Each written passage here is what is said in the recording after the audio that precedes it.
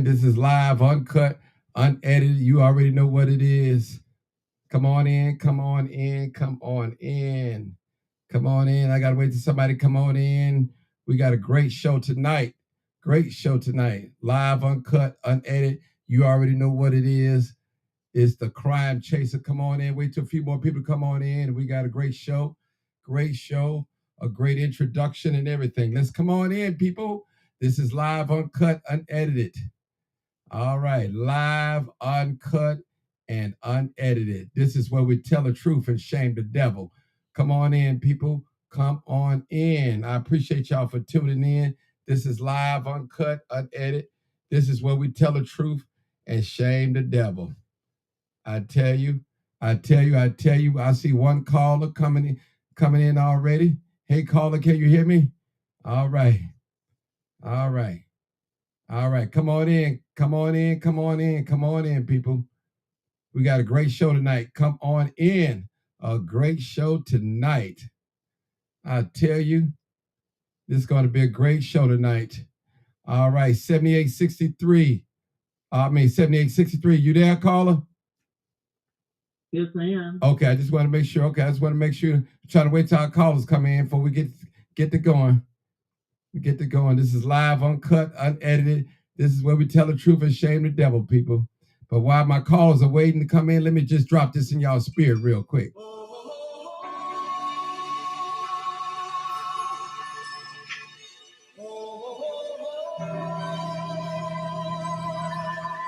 Drop some of your spirit. Welcome to the Martin G. Johnson Show. Live, uncut, unedited. Tell the truth. And what? Shame the devil. I love being black. Everybody was kung fu fighting. This is where we fight at.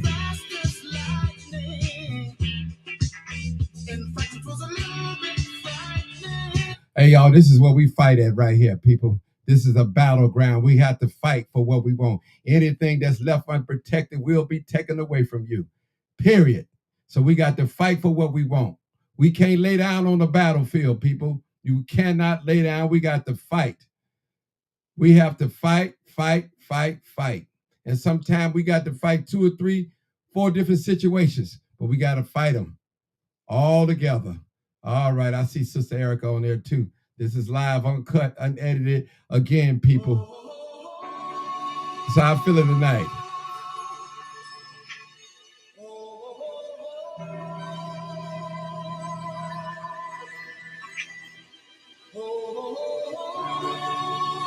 Welcome to the Martin G. Johnson Show. Live, uncut, unedited. Tell the truth. Shame the devil. I love being black. Everybody was kung fu fighting. Those kids were fast as lightning. In fact, it was a little bit frightening. But they fought with expert timing. They were funky Chinaman from funky Chinatown. They were chopping their throat. All right, people. Hey, I had to drop that on y'all tonight. That's Sister Doris. You in there, sister? Yeah. All right, boy. Yeah. Hey, sister, it's all about fighting. Let me tell my introduction, then we can get started, people. One more time. This is for all my warriors out there. All my warriors. Listen to this. To my warriors. Welcome to the Martin G. Johnson Show. Live, uncut, unedited. Tell the truth. And what? Shame the devil. I love being black. Everybody was kung fu fighting. You got to fight for what you want. Those kids were fast as lightning. In fact, it was a little bit frightening. All right, let's get the show going on. I just thought I'd show out a little bit tonight. Sister Doris and Erica, my dear sister. I had to show out tonight because I'm in that good mood tonight. And all right, I got a guest on. Got special guests on tonight, people. And they're going to let us have it tonight. Sister Erica, I want you to start us off. Did you want me to start off with a video or what, Sister Erica? Or you want to start off talking? Start with you first. Sister Erica. Yes, sir. Yes, sir, Brother Martin. How you doing? Thank you for having us on. Yes, yes, yes, yes. Yes, sir. Yeah, we can start off with the clip of Okay. the At the politicians at the border. Okay, no problem. We finna start now, people. All right, Yeah, here that lays the foundation for okay. All everything. right, here we go. Here it is right here.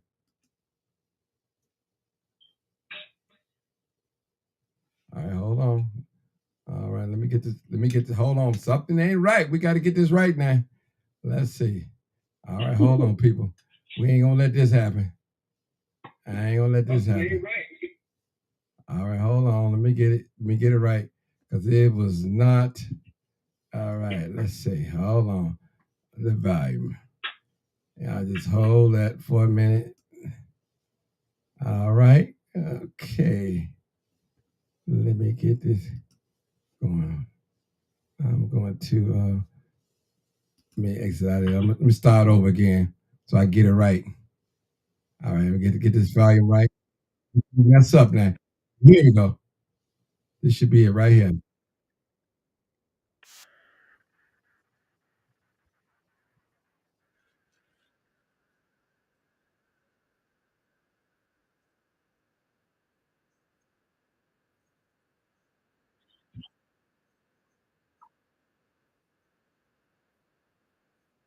Hold on, let me put it on the screen. I'm sorry.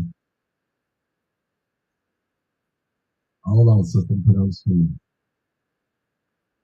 They represent 26 states, one U.S. territory.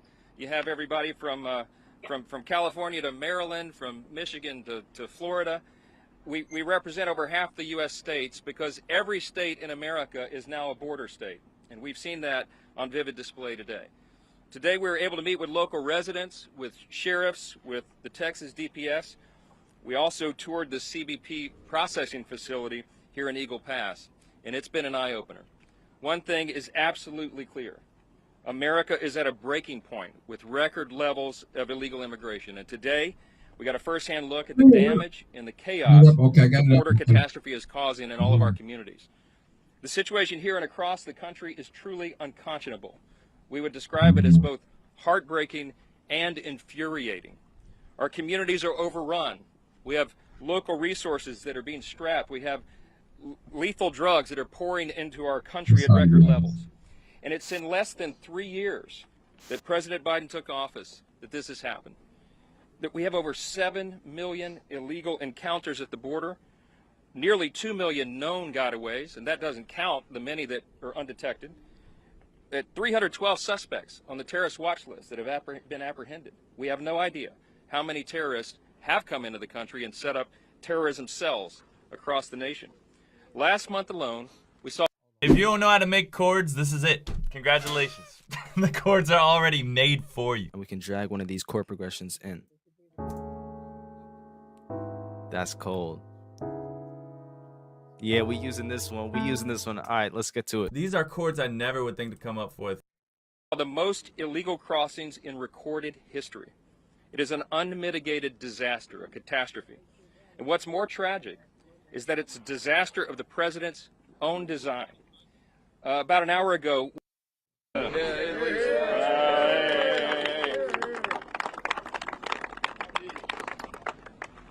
well, we want to thank all of you for being here today. I want to thank all of my colleagues for joining me here in the epicenter of the crisis that we're having on the border here in Eagle Pass, Texas. It's been quite a day. I'll tell you a little bit about what we've learned here today. But first I want to tell you that we have a great cross-section of the House. We have 64 House Republicans that have joined us here in Eagle Pass. They represent 26 states, one U.S. territory. You have everybody from California to Maryland, from Michigan to Florida. We represent over half the U.S. states because every state in America is now a border state. And we've seen that on vivid display today. Today we were able to meet with local residents, with sheriffs, with the Texas DPS. We also toured the CBP processing facility here in Eagle Pass, and it's been an eye-opener. One thing is absolutely clear. America is at a breaking point with record levels of illegal immigration. And today we got a first-hand look at the damage and the chaos the border catastrophe is causing in all of our communities. The situation here and across the country is truly unconscionable. we would describe it as both heartbreaking and infuriating. Our communities are overrun. We have local resources that are being strapped. We have lethal drugs that are pouring into our country at record levels. And it's in less than 3 years that President Biden took office that this has happened. That we have over 7 million illegal encounters at the border, nearly 2 million known gotaways, and that doesn't count the many that are undetected. At 312 suspects on the terrorist watch list that have been apprehended. We have no idea how many terrorists have come into the country and set up terrorism cells across the nation. Last month alone, we saw the most illegal crossings in recorded history. It is an unmitigated disaster, a catastrophe. And what's more tragic is that it's a disaster of the president's own design.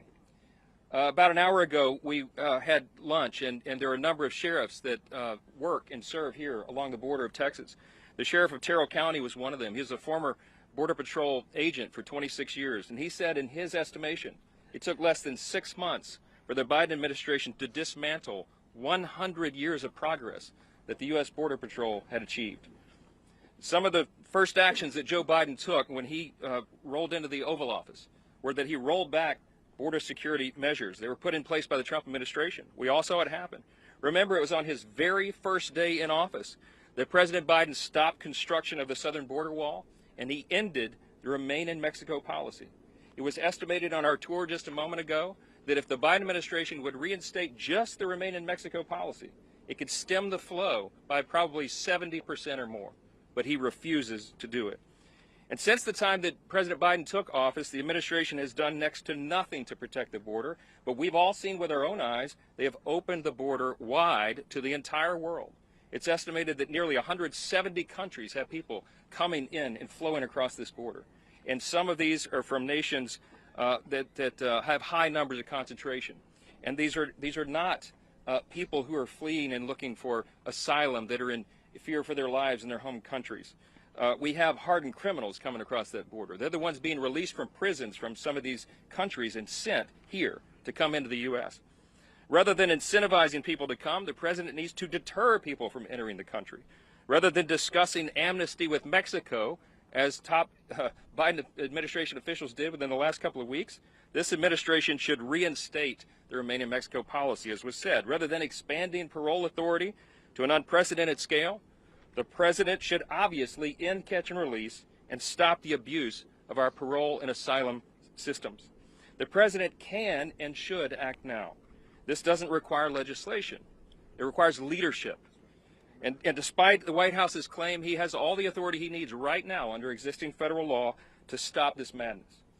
But the message his policies have sent is the opposite of that. It's quite clear. Under President Biden, America has laid out a welcome mat to illegal immigrants, smugglers, and cartels. He is responsible for the grave threat to our national security and our nation's sovereignty that these policies have created. But instead of taking responsibility and providing leadership, this administration has done nothing but attack elected officials who are trying to fix this catastrophe. The people standing behind you have worked hard. We passed our legislation more than 7 months ago. You have red and blue states all across this country that are being forced to step up because the federal government has failed to do its job. Right here in Texas, Governor Abbott has heroically done more to enforce the law than the president has. And how has this administration responded? They have sued the state of Texas to stop their deterrence efforts. They have brought them to court to strike down their ability to put up buoys in the water and razor wire and the rest. It's absolute insanity. The House has done its job. As I mentioned, we delivered common sense legislation that will secure our border. But it's been sitting on Chuck Schumer's desk for 7 months. House Resolution 2 was our bill, and the time to act on it is yesterday. It certainly needs to happen. With each passing day, each record broken, this administration's dereliction of duty becomes more and more dangerous and more infuriating, and we are here to say that it must stop. What we saw today only made House Republicans more resolved to stand for sanity and the American people, and we will do it. If President Biden wants a supplemental spending bill focused on national security, it better begin by defending America's national security. It begins right here on our southern border. We have a few members here that will give you some more insight on what we saw today and what we anticipate. And I'll lead off next with the chairman of our Homeland Security Committee, Mark Green of Tennessee. Chairman. I want to thank the speaker for putting this CODEL together. Really appreciate it. Thank you for all coming. That's it's it? important Okay. to bring. All right. Yes, sir. All right. All right. Let me stop it. Stop the plan. Then we'll be good. Put a halt on this. Let's stop that. All right. Okay, go ahead, my dear sister. Y'all go and explain. Tell us what's going on. Yes, sir. So we wanted to just update our people on the latest madness. Hold on. Okay, what about now? Go ahead, talk, sister. Say it. Talk again. Make sure no echo. Go ahead, sister Erica. We wanted to. Is that better, sister Doris? It's still working. It's still working. Sister Doris, what about now? Oh, okay. Yeah, I see it. Sister Doris, is it better? Say something, Erica. Erica, We hear you. You got my echo. you got echo? It's probably somebody on their speakerphone. Okay. Yeah, I hope ain't nobody on their speakerphone. Try it now. Y'all need to mute your phone. Yeah, mute your phone. Y'all can't listen to Facebook. You got to mute your phone. Yeah. Mute any Facebook audio or TV. Okay. Okay. Go ahead, Sister Erica. So basically, we wanted to come on tonight to give our people an update on the latest shenanigans of the Johnson administration and the city council. Okay, a few days ago, Mayor Johnson announced that he was going to use $95 million in COVID funds to care for the illegal economic immigrants. Now, as we all know, this is illegal.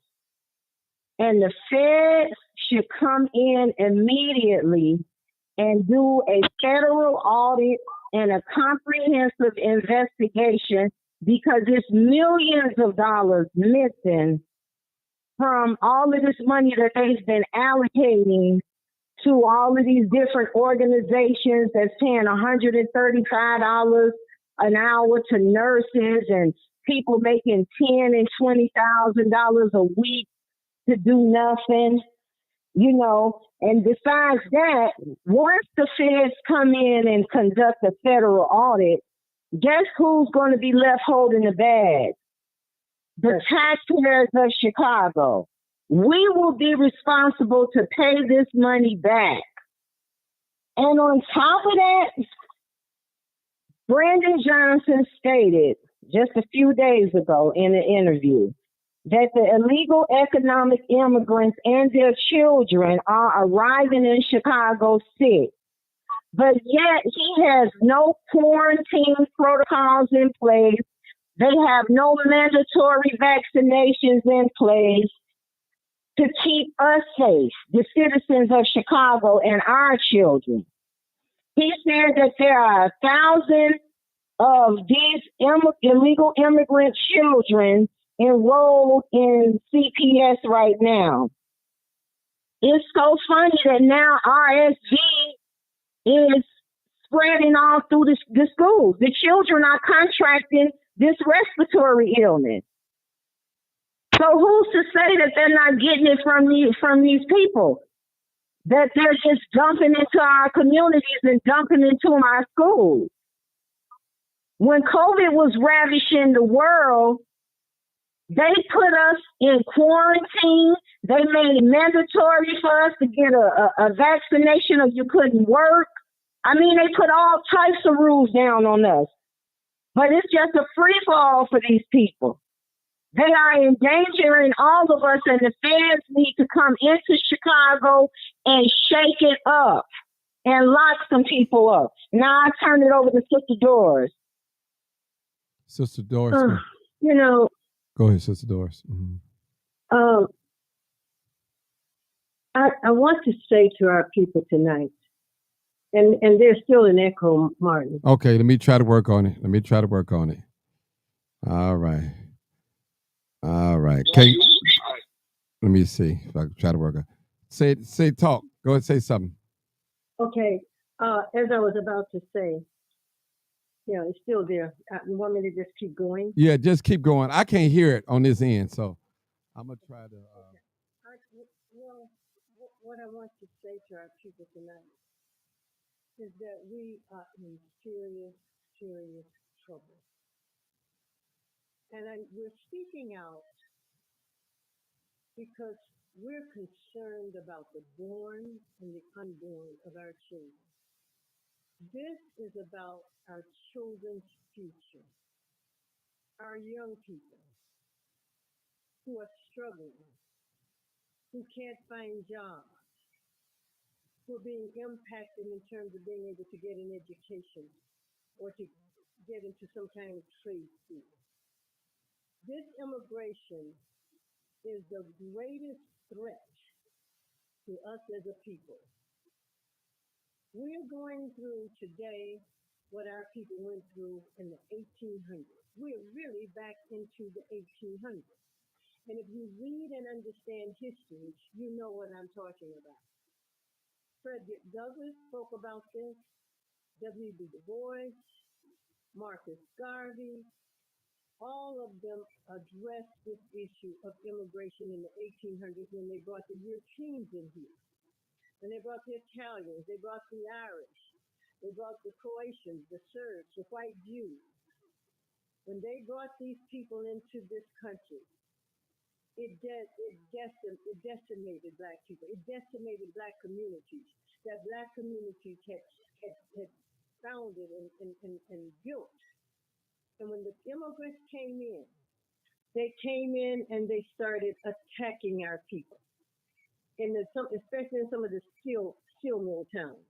They ran them out of those towns. The white employers stopped hiring them because the immigrants the illegal immigrants were saying at that time that if they hired black people, that they would not work for them. So what did they do? They beat them. They drove them out of their community, just as they've done in California. Immigrants. And in this case, it's the Mexicans and the Venezuelans, all of those who are in Latin and Central America. They have run our people out of areas in Los Angeles. The drug cartel, the same cartel that's here in Chicago today, is the cartel that was a part of running black people out of their communities. What that we know of was all black. Sister Doris. Is now 60% Hispanic. Sister Doris. They say they can't hear you. I'm trying to see if they can. Can y'all hear her now? Can y'all hear her now? All right. Go ahead, Sister Doris. Can they hear? They said it sounds very low. As I was saying, Watts is now 60% Hispanic. When I think about Watts, and when the average person thinks about Watts in California, we think about black people. It is 60% Hispanic now. And this immigration, I listened to this clip. I listened to the clip before you played it. Anybody with any common sense, just basic common sense, knows that when you bring 2 million additional people into this country, it's going to impact the country. And in this case, it's impacting us specifically. We are the most vulnerable ones when it comes to the system of immigration. And I don't care about the Democratic Party. I don't care about the Republican Party. All I'm concerned about is black political empowerment. And that is being threatened. It is threatened. And so what they said at that border today is not wrong. And I was on WVON earlier, and the minute I made mention of what the host said about the Republicans are not going to fix this immigration problem, then soon he cut me off. Well, as I said to him, the Democrats are not doing anything about the immigration issue. Barbara Jordan spoke about that years ago before she died. The Democrats nor the Republicans have done anything about immigration. But the fact of the matter today is that the Republicans are not in office. So they need to stop playing. Black folks need to stop playing this game with Black people. Joe Biden is in office today. All of our elected officials in the city and the state and the United States of America are supporting the Democratic administration and dumping all of these illegal economic immigrants into our communities, destroying our communities, taking our tax dollars, not just Black Americans, but Black Chicagoans, but Chicagoans in general, taking our tax dollars, taking care of people who willingly came here. And as I said to that Mexican down there, forget his name, the one who's trying to compare these people fight into this country with our struggle. There is no comparison. They did not come here with chains around their necks, chains around their hands, chains around their feet. They came here willingly. And as Erica said, there is no war in those countries. There's no war in Mexico. There's no war in Venezuela. There's no war in Colombia. Is there poverty? Absolutely. But there's poverty here in Chicago. There's poverty in all over America, and Black people are the direct victims of this poverty. And so why should we be so concerned about these people? People who do not even like us. Black people, we do not have allies. These people don't like us. We're being told that the children, these illegal economic immigrant children, are calling our children nigger monkeys.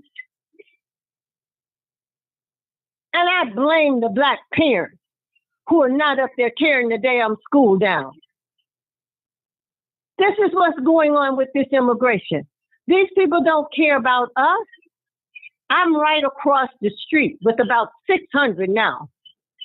They're being fed, they're being clothed, they have clean sheets and blankets, they have a warm place to stay. But right at 47th Street and Lake Park under the viaduct, Black men and women are sleeping on a piss-infested ground.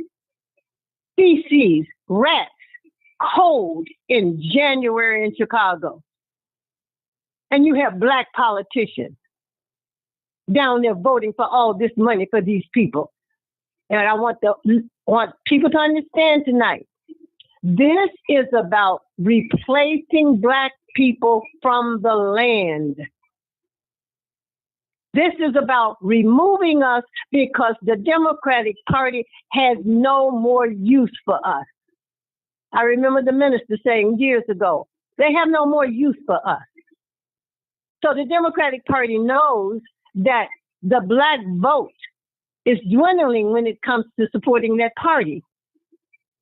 So what are they trying to do? They bring these people in here. They're giving them everything they need, and they're going to give them licenses. Then that means that they're going to give them voter registration cards. And they're banking on these people voting Joe Biden in the next election. That is what this is all about.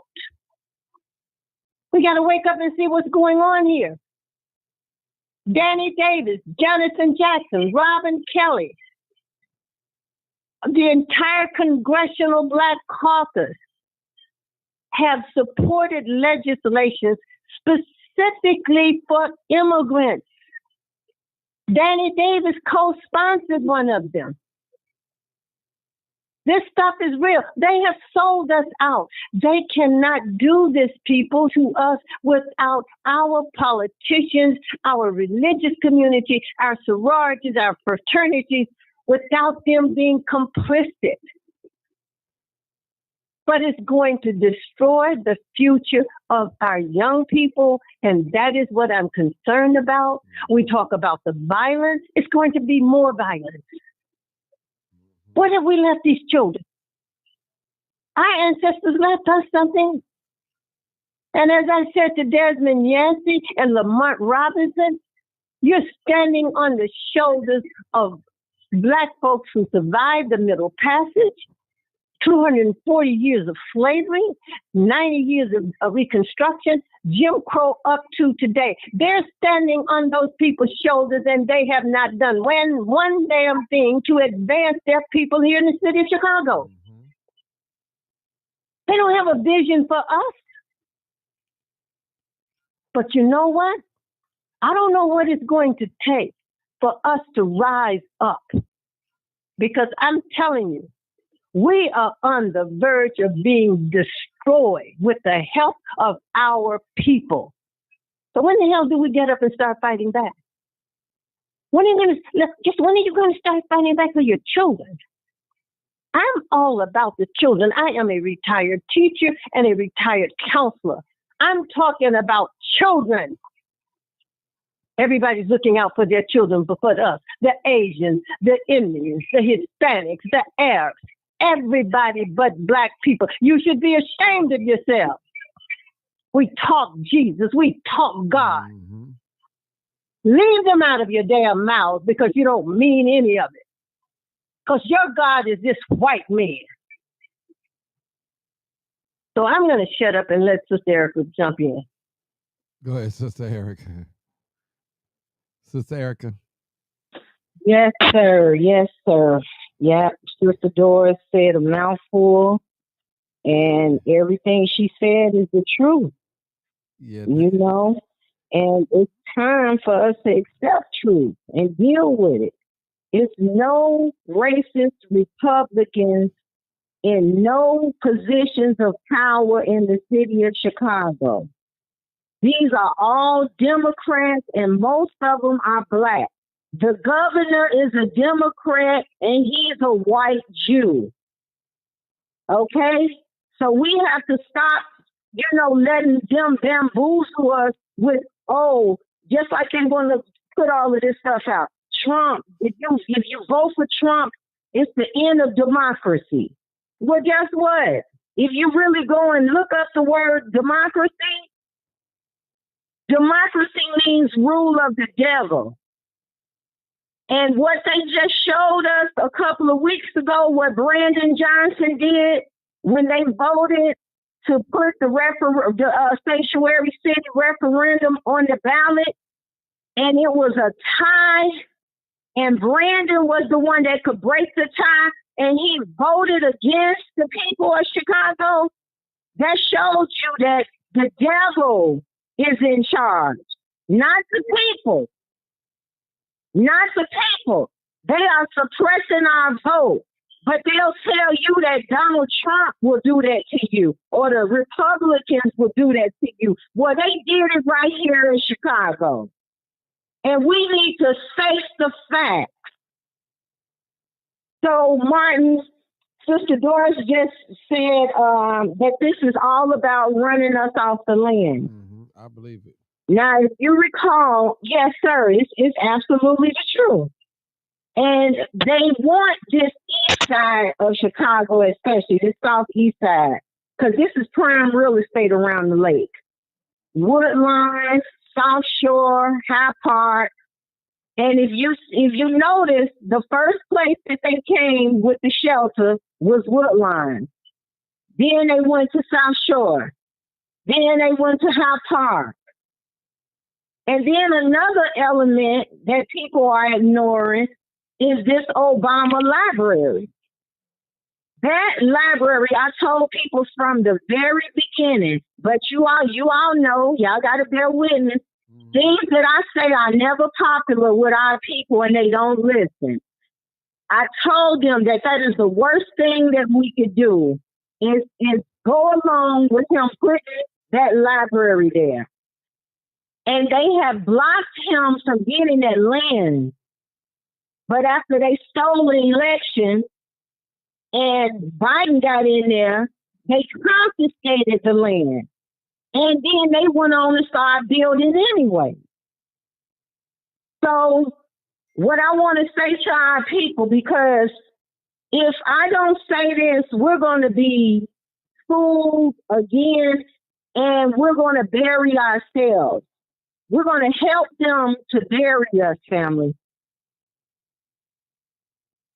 Barack Obama is the person that's really running the White House. He is the one that's calling the shots. Joe Biden has full-blown dementia. Barack Obama is the real president. Now, I know that's a hard pill for a lot of you all to swallow. But you know, when I come before you and say something, I've done my research. I don't come to play and I don't do hearsay. I bring you the facts. Okay? And what he's about to do now,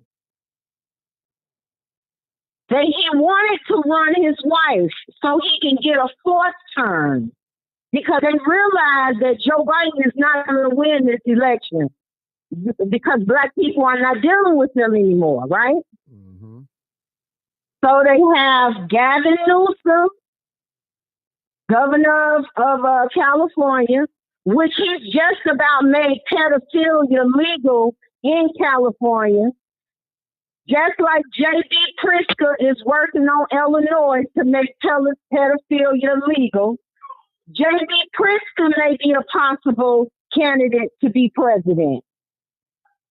They may try and tap Oprah Winfrey. And they may try and run Hillary Clinton again. Now, I'm telling you all, anybody that Barack Obama is supporting and he tries to get us to support, the answer is absolutely, positively no, because Barack Obama is behind this surge, this influx of these illegal economic immigrants into our communities. He's responsible for this open border. And they want all of us off this east side of Chicago by the time that Obama Library opens. That is their goal. They are, all of them know that fentanyl is ravaging our community. Do you hear Brandon Johnson talking about it? Do you hear the police superintendent talking about it? This should be front page news every day. I'm looking at people in Woodlawn dropping dead every week. And nothing is being done about this. So I want you all to be clear about this. Obama is not our friend. Obama is our enemy.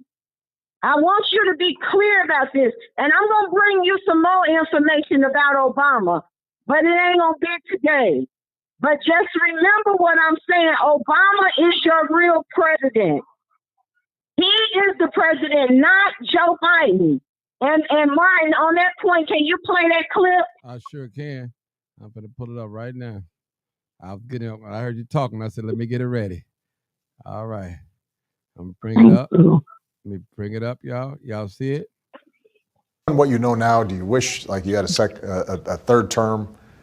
And I used to say, you know what, if I could make an arrangement where I had a stand-in, a front man or front woman, and they had an earpiece in, and I was just in my basement in my sweats, looking through the stuff, and then I could sort of deliver the lines, but somebody else was doing all the talking and ceremony. I'd be fine with that.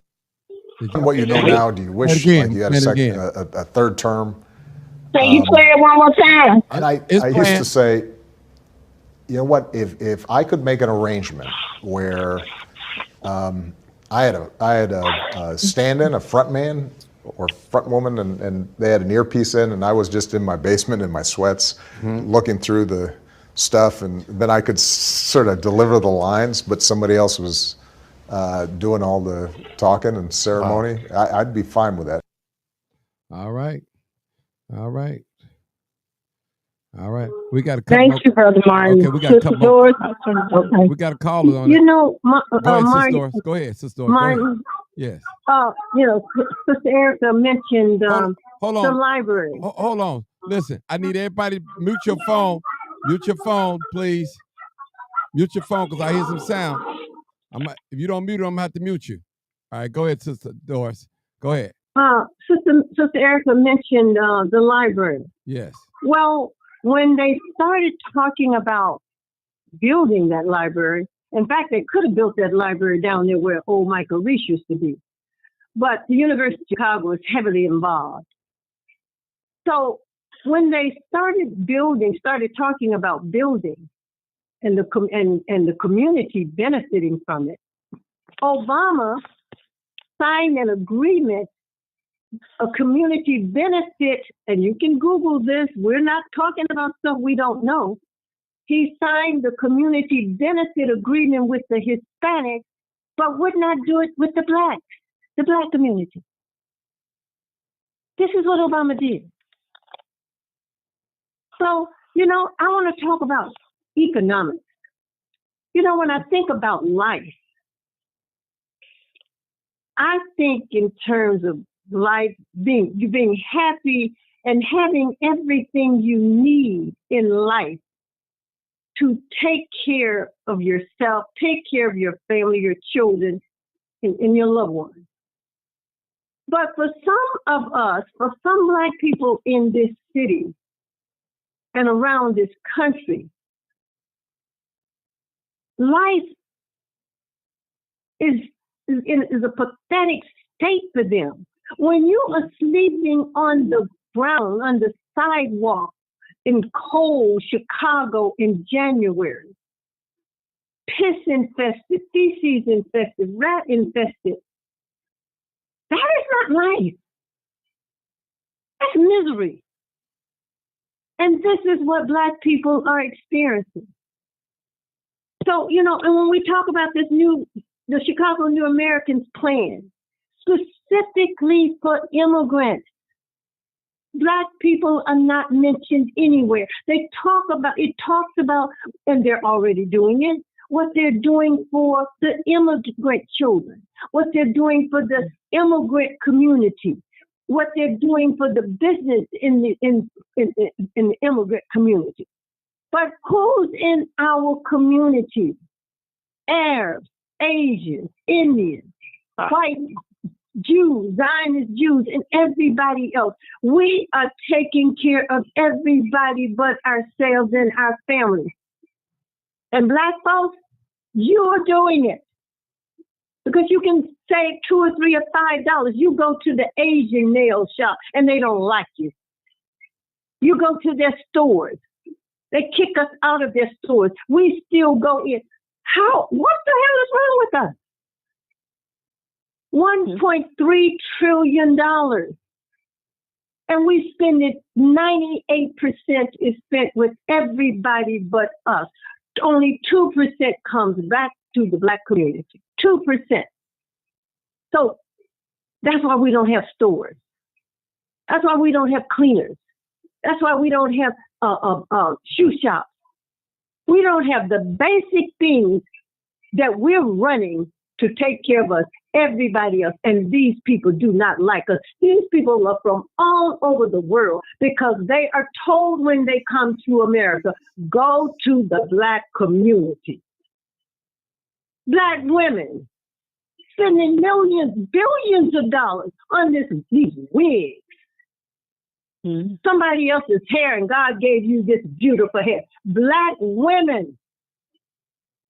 And I think about what the Honorable Elijah Muhammad said. When you raise when you teach a woman, you teach a race. When you teach a man, you teach an individual. When you teach a woman, you teach a nation. A nation. We have done a poor job in terms of teaching our women. And these women are passing it on to their little girls. Mm-hmm. So we are slaves now to the Indians, to the Hispanic, the Asians, the Arabs. We're slaves to them now. We're slaves. We are worse off today than we were 60, 70 years ago. I'm in this book, Back of the Hiring Line. The Bureau of Statistics did a study. 2020, the net worth of white folks, $171,000. For black folks, black households, $9,000. A few years ago out in Boston, Massachusetts, and you can Google this, the average net worth of black folks, white folks, $170,000. Black folks, $8. EIGHT, $8. I had to read it again, Martin, when I saw it in the Wall Street Journal. Send me that clip. This is where we are, people. And so don't tell me God is going to take care of it. Jesus is going to take care of it, because he's not going to take care of a damn thing, because he puts it in us to do it, and we are too trifling and disobedient and disrespectful to the Creator. I am sick of us. The only reason I'm still doing this is because of these babies, because I taught your babies. And I know they're smart. They're the smartest kids on the face of this earth. They can do anything. And this white man and this system knows it. And that's why they go after our children, particularly our little boys and black men and black women. This nonsense with this movie, The Color Purple, is not about black men and women dividing themselves, denigrating black men. It was one black man in that damn movie that was a fool.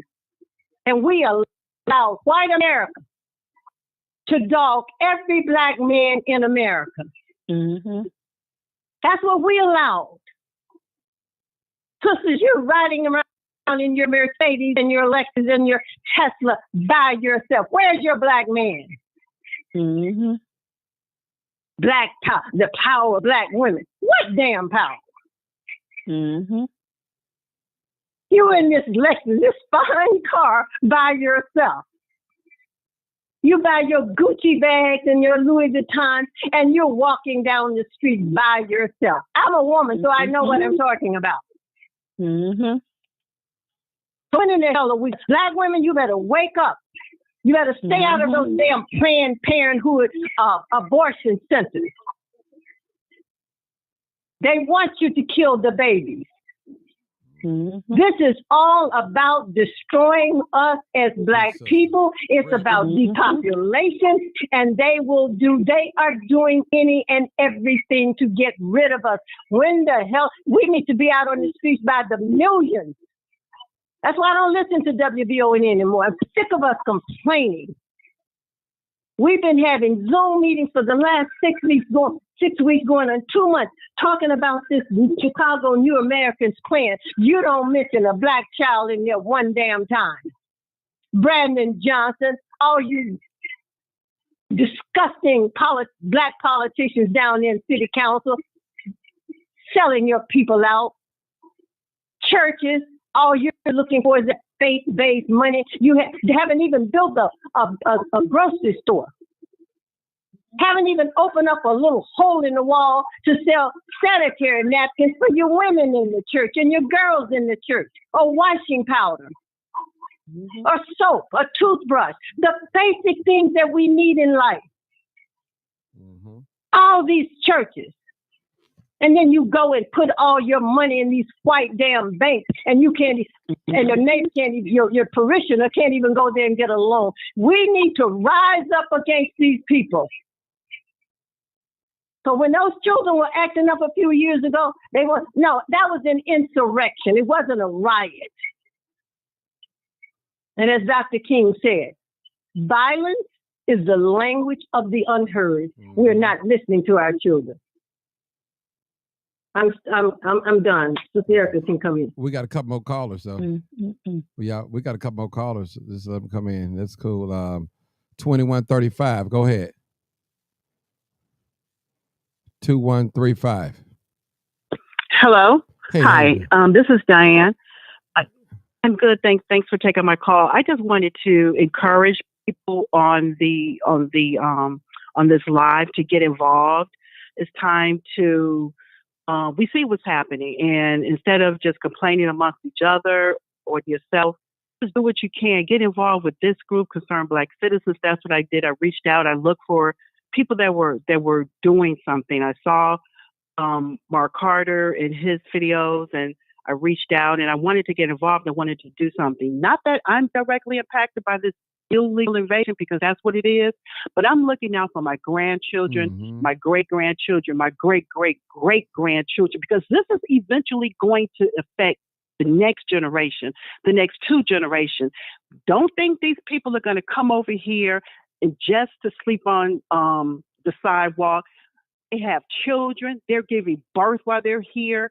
These kids are going to grow up and they're going to be competing against our Black American children.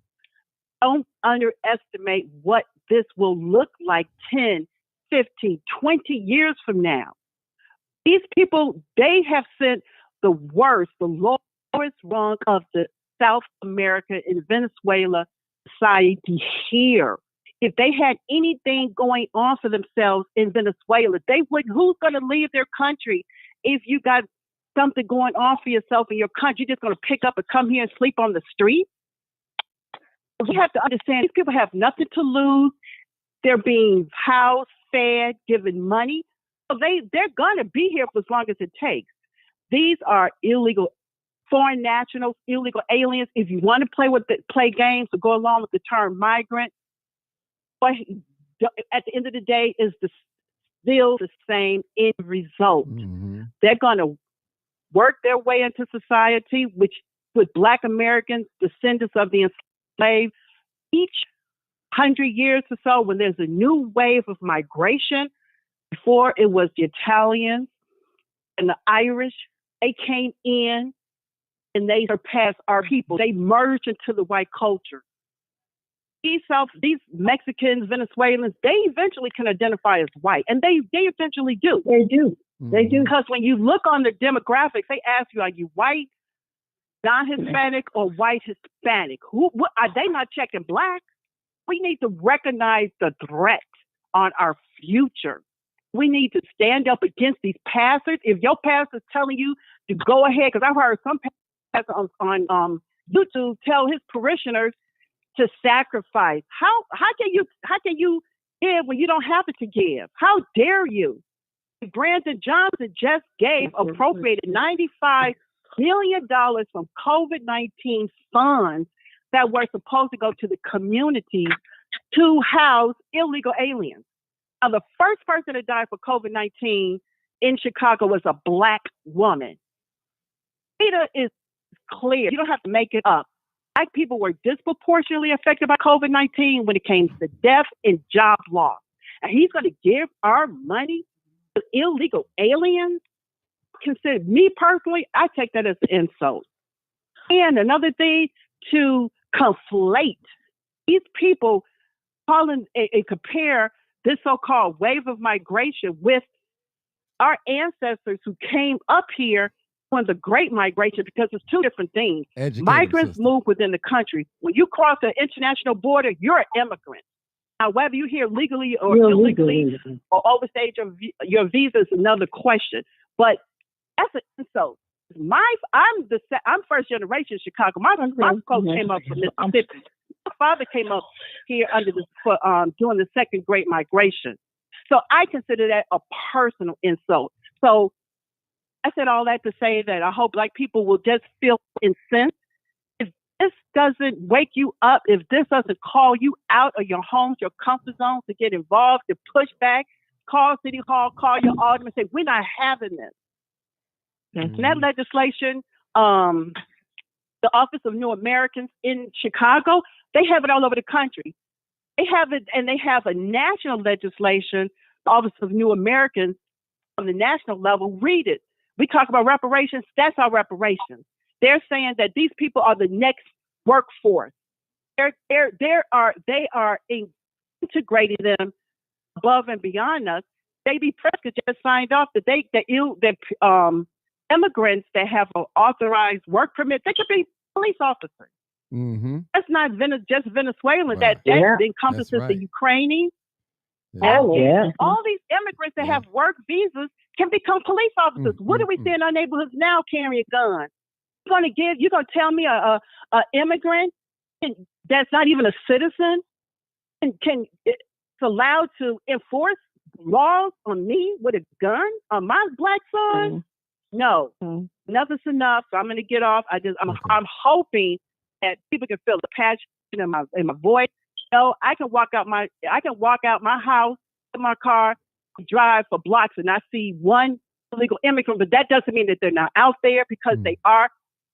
People are more directly impacted. But if one person is impacted, we all are impacted, one degree or the other. And this is for our future, for our children's children, for our race. So we have to all get involved. And I'm done. Okay, thank you so much. Next call. Go ahead, Doris. I got a couple of callers. Go ahead, Doris. You know, this is something else, and because I'm dealing with this is economic piece, because we don't really understand.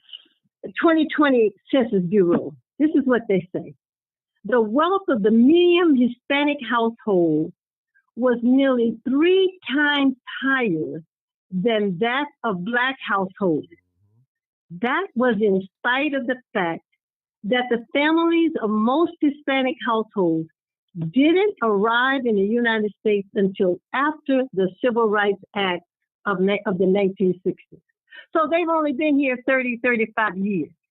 And they have surpassed us economically, wealth-wise. This is how serious this is, because they're hiring them. And when they hire them on these jobs, they do not hire. When they make them managers and put them in these positions, they do not hire us. They hire their own. And you know what? Let me say something, Sister Doris, to that. I've been real quiet. You're exactly right. And why is it that when Black people get in positions of power, we always try to be God in a sense? Fair. I'm gonna treat this with all that. It's race first. Trust me. And we know that Black people don't have no friends. Period. These folks, they smiling with us. They bringing us smiling faces, but hate at the same time. Behind that smiling face is hate. They can't stand us. They envy us. They jealous of us, people. I see it all the time. I'm telling you, this is real. Listen to these sisters. They're telling y'all the truth. Hear this warning. Some of us may not be affected right now, but what about our children and their grandchildren, our grandchildren? It's going to be affected. They're going to compete. They have to be able to compete. You already got a stigma in the Black community that Black people lazy. All they want to do is lay up on a woman, sell drugs, fight, gangbang. And if you keep hearing that long enough, some of us going to believe it. And that's why I stress so hard. Yeah. I love being Black. You cannot keep taking this mess in your mind and it don't have an effect on you. Period. That's why they keep rolling this television, live vision, to keep these images going in your mind. Because if you see it long enough, you're going to get comfortable, then you're going to start believing it. Telling you, people. So I tell you, do not let these bad images ruin your mind against Black people that look like you. Because we all ain't out here lying and stealing and shacking and doing whatever. That's not true. You got some Black people that look like me out here working for white people just to trade. They trading against us. And we see it in politics. We see it in these preachers. They don't care about no Black race. They care about the green dollar. These preachers, all they care about some shoes and alligators and a suit and a car. Same as some of these activists. They'll sell their mama out for some money. And we got to be careful, people, who we trust. We have to be careful. This is real, people. These immigrants ain't coming here to pray with us. They don't care about Malcolm X, Elijah Muhammad, Martin Luther King, Nat Turner. They don't care about none of that. Rosa Parks. That don't mean nothing to them. They coming over here for jobs to compete, and they got a head start. The government is behind them. Yeah. Have you guys noticed that I have not heard one migrant, illegal immigrant, or migrant, whatever y'all want to call them, been interviewed and tell us the real reason why they over here? What have America told y'all to come over here? Have y'all noticed that? And I have noticed too that all the migrants or illegals is coming over here. You don't see none of them in a wheelchair. You don't see none of them old or nothing. None of them. They're all war age men, 30 and probably down. And with families and children, And little babies. Go ahead, Sister Doris. Another reason that the Biden administration, the United States, is allowing these people to come in here, because they know that we black descendants of slavery, foundational black Americans, are the only ones who are going to challenge this government. We're the only ones who are going to challenge the system of racism and white supremacy. These people are going to join the system against us, and they know that. Mm-hmm. Yeah, big facts. Can I say this one thing? Go ahead. The other day, yesterday, I seen on the TV, they had a group of white women that said they were seeking to get approval to have some type of demonstration for LGBT and abortion during the DNC. You know, the Democratic National Convention is coming here in August. So I just want to let our people know that this here is a distraction, and what they're trying to do is pull women, especially black women. They want to get you all hyped up and fired up. They want to get the LGBT community all hyped up and fired up, you know, to make you forget about the high grocery bill, the high gas bill, you know, the fact that the economy, you can't go in the store and buy a bottle of ketchup. It's $8.99. The Miracle Whip is $10.99. You understand? All of this. They want you to forget about that. And this is the same strategy that they used when they got J.B. Pritzker reelected. They came out talking about women's rights and abortion. And it was this whole thing over social media. You can't tell me what to do with my body. And this, that, and the other. And this, and the other. But see, we don't have to worry about what people saying in their laws. God says, thou shalt not kill. Abortion is murder. So we don't even need to discuss that. Mm-hmm. Now, if you decide to do it, that's your business. You know, but do not let them fool you into voting for Joe Biden again because they're saying they're going to allow you to get abortion. Don't fall for that again. And like they said about this movie, The Color Purple, that movie is nothing but divide and conquer and pushing depopulation ideas on us. Mm-hmm. Because abortion is depopulation, and I'm not trying to offend nobody out there, so don't start with me. LGBT lifestyle, that's depopulation. The COVID pandemic, that was depopulation. They killed off all the elders and you know, other people so they wouldn't collect their pension and their Social Security. And now they're bringing in these illegal economic immigrants to fuel the economy again and build up the Social Security money because they stole it all. So we have to pay close attention, family, and we cannot fall in these same traps that they have been using on us every 4 years, every decade, however, every 8 years. And I cannot say it enough. I cannot stress it enough. Do not listen to Barack Obama. Do not listen to Michelle Obama. Do not listen to Hillary Clinton, Joe Biden, Oprah Winfrey, J.D. Pritzker, Gavin Newsom. They are not our friends. I rest my case. Mm. All right. Let's take a few more callers. We got a few more callers that been holding on patiently. I appreciate you. I believe 2742. Go ahead, 2742. Thank you for holding. Okay, so I agree with everything they're saying, right? Mm-hmm. Because they're right. They're 100% right. But let's rewind it. Okay, when you live in a community, right, who is in control of the community you live in? You are. What I mean by you are is you take care of where you live at. That's like every other race. They make sure gentrification don't come to their neighborhood because they take care of where they live at. They don't litter where they live at. They take care of where they live at to keep the property value up, right? So before those migrants or illegals, right, you hear Arabs coming in black neighborhoods. How are they able to get over there? Because we invite them over there. When you don't take care of where you live at, you don't have a say-so in anything. We can point fingers at every race, but we got to point them all at ourselves. Then you got to look at the home structure. A man's supposed to lead the home, but there's no men there. And then the men they're allowed to lead, they're not men. So if you're supposed to be a man, you got to stand on the front, the war front for your woman, for your family, right? So if the migrants was trying to come, our black men supposed to stand on the war front for his black woman and his family, protect his neighborhood, right? Where are they standing? They definitely ain't standing on the front.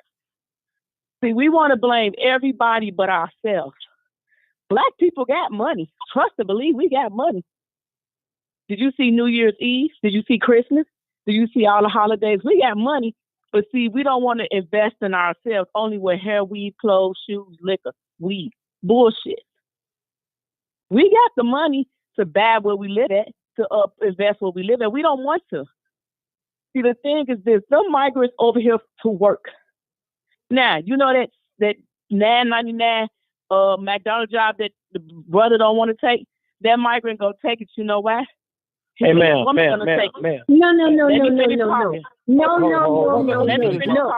No, we're not going to let you do that. No. Exactly. So let me say this, because Let me I don't know where y'all get this. No, we're not listening to her. No, you know what? See, that's your problem. You don't know.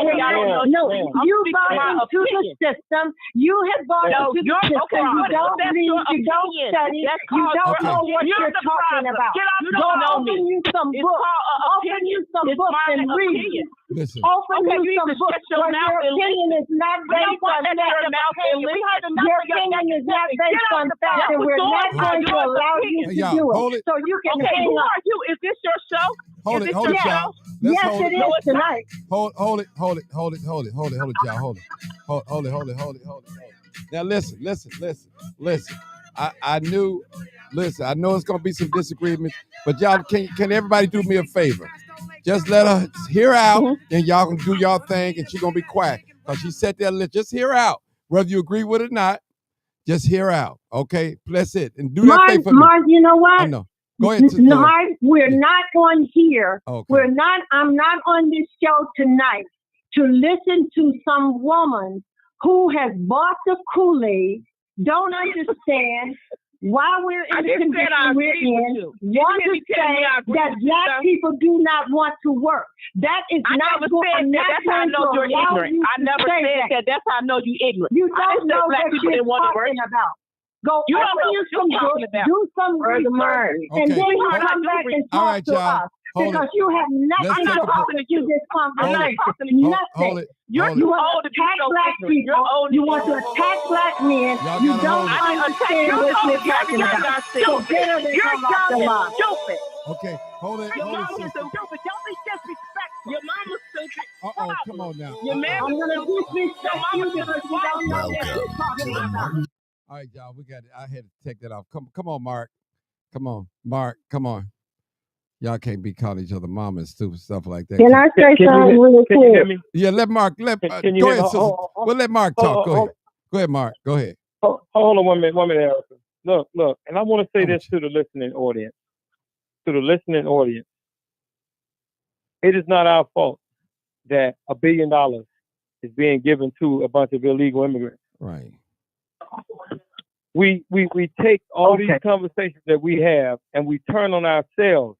It's not our fault that $1 billion are being given to a group of people. Say it, Mark. That came here to replace us.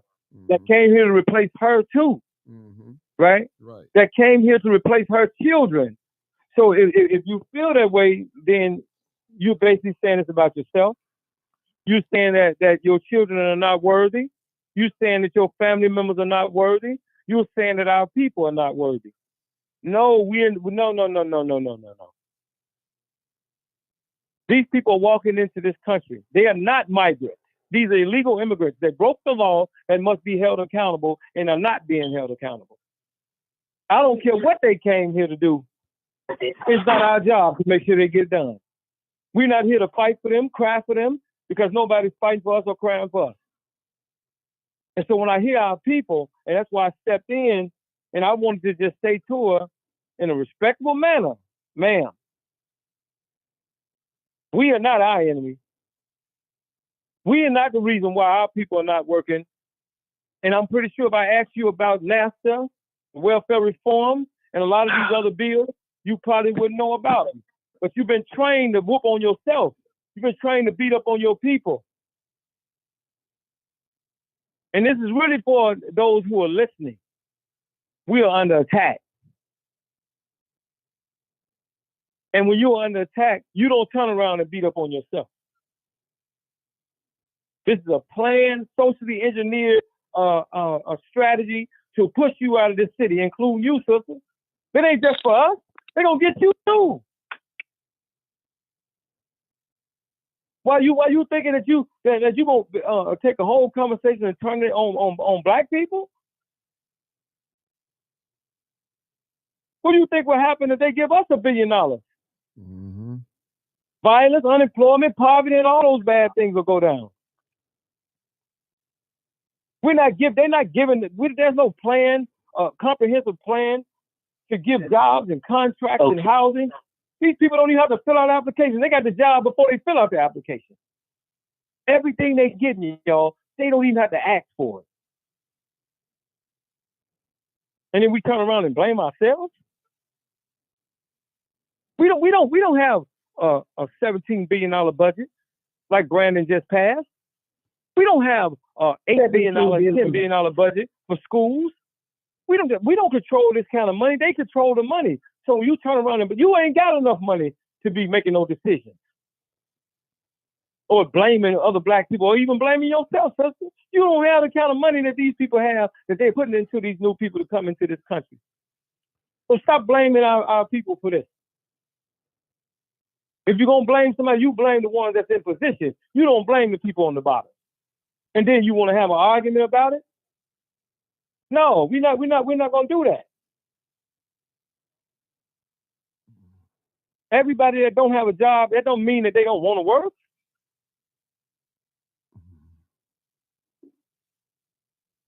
She didn't hear anything we've been saying. Can I say something real quick? Go ahead. I just wanted to let the sister know that we're the only people that don't think we deserve better. We're the only people that don't understand that we have been under attack for the last 468 years. We've been under attack spiritually, mentally, and physically. And I'm going to prove it to you. We've been denied the proper education. All types of drugs have been dumped in our communities. And this is on record. They know what they did to us. Heroin, crack, now they're bringing in the fentanyl. They locked our people, our men up. Joe Biden and Hillary Clinton, and Bill Clinton with the 3 strikes and you out crack law. Now you got Joe Biden's son in the White House smoking crack with a gun, but they don't think he should go to jail for it. We're getting poison water, lead-filled water. It's affecting our brains, our children's brains. They're giving them poison vaccines that contain mercury. and all other godforsaken ingredients. We just had COVID dropped on us. The Black community suffered more than anybody. They closed down more Black businesses, small Black businesses. They couldn't make it through COVID. Lori Lightfoot closed down a lot of Black businesses in Chicago because she had her snitches out here. And if they go in there and see somebody not wearing a mask or not standing 6 feet apart, she closed them down and told them, and you're not opening back up.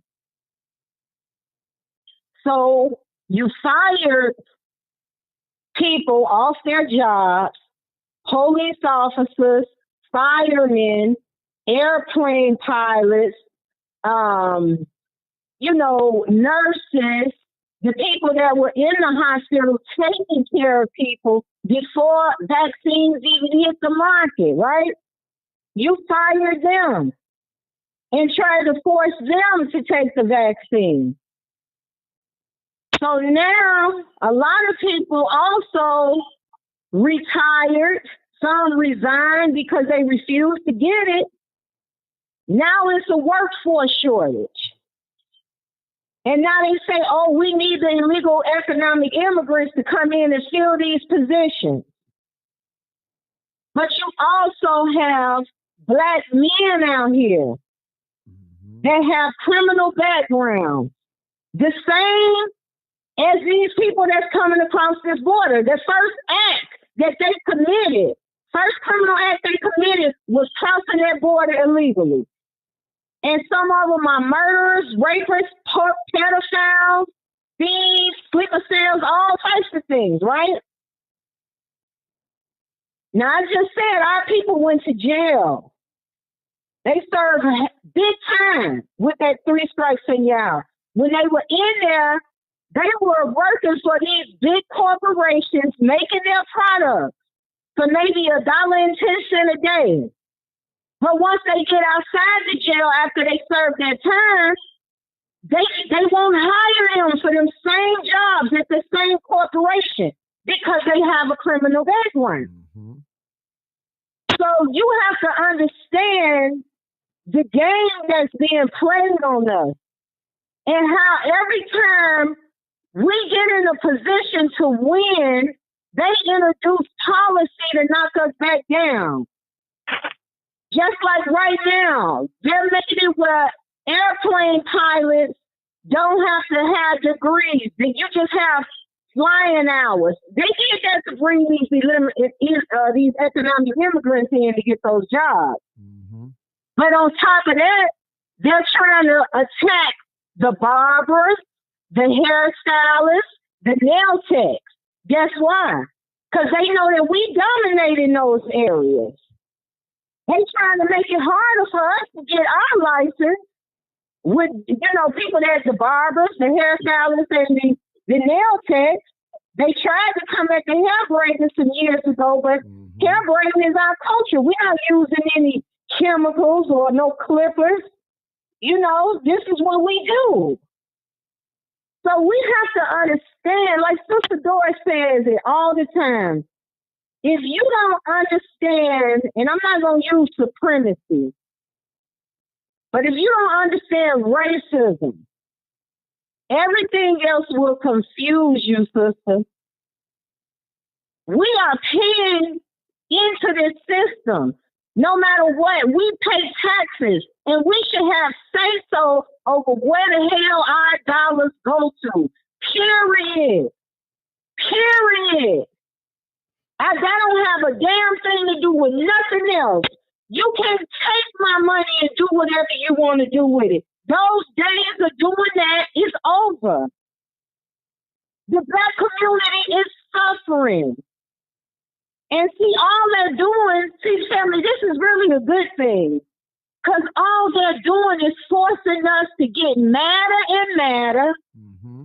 And we're going to push on their ass for our reparations. We're going to push on their ass for our land. And we're going to separate from them, and we're going to go into a land of our own, build it up, heal ourselves, become the loving, God-fearing people that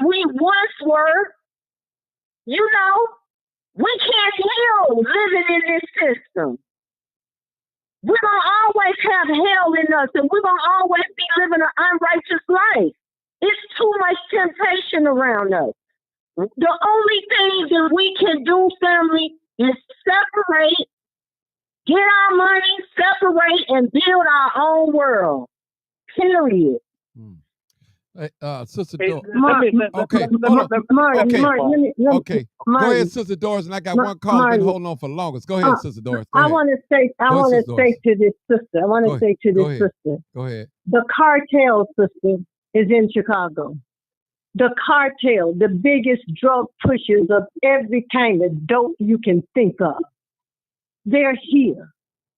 And you must understand the psychological damage that has been imposed on Black folks for over 460 years. This system has attacked us from the day we got off that boat until today. They have done everything conceivable to destroy Black men. This is not an excuse. We don't have any more problems than these other people. But we don't have the support that they're giving these other people. Our men have just about been decimated. They destroyed so many of our men. But I want to say to that sister and other women out here, I will be 80 years old in June. And I thank the Creator. I have never experienced a Black man doing anything harmful to me or disrespect me. So I will forever take up for Black men, not an excuse, because I understand their plight. I understand what has been done to them. That is why you don't have a husband. That is why 70% of Black men are in the prisons are Black men. That's why Black women don't have a mate. They've locked them up, and they continue to lock them up. Now they're going after your baby. They're going after your 10 and your 11-year-old. So don't come on this show and say that Black men don't want to work. They're not hiring us. You look at city government. You look at the garbage people. You look at sanitation. You look at every department in the city of Chicago. It's mostly Hispanic now. Jobs that Black men used to have. Is that making an excuse for some of the things we do? No. But I'm not going to allow anybody to degrade Black men who have been deliberately destroyed. They give Black women jobs and won't give a Black man a job. You need to understand what's going on. That's why I said, my dear sister, you got to study. You got to read. You got to understand the system that we are living under. So that if you have children, they will be able to navigate themselves through this rotten, despicable, racist system. And I'm saying this to you as your elder. I was not trying to put you down, but I cannot allow you to come on this show that I am on, that we're trying to educate our people and tell our people to rise up against this system. Rise up. That's what we've got to do if we want to live. They are trying to kill us. They are killing us. I don't have to be doing what I'm doing. I am very well off. I'm doing this for our children. They deserve a chance. The Mexicans are preparing for their children. The Asians, the Arabs, they're making all their money off us, taking care of their children. They don't even live around us. They don't like us. Well, hell, I don't like them either, so we're even. But sister, you've got to understand the system that you're living under. And that's what they want us to do. They want us to come after each other. And as your elder, I cannot allow it. I'm sorry, I just can't. Mm-hmm. Okay. All right. Let's see what this person been on here. I want to see who this person is. Area code 973. Who are you? Caller. doing, Martin? Thank you for taking my call. We met a couple times. I think it was when Mark did that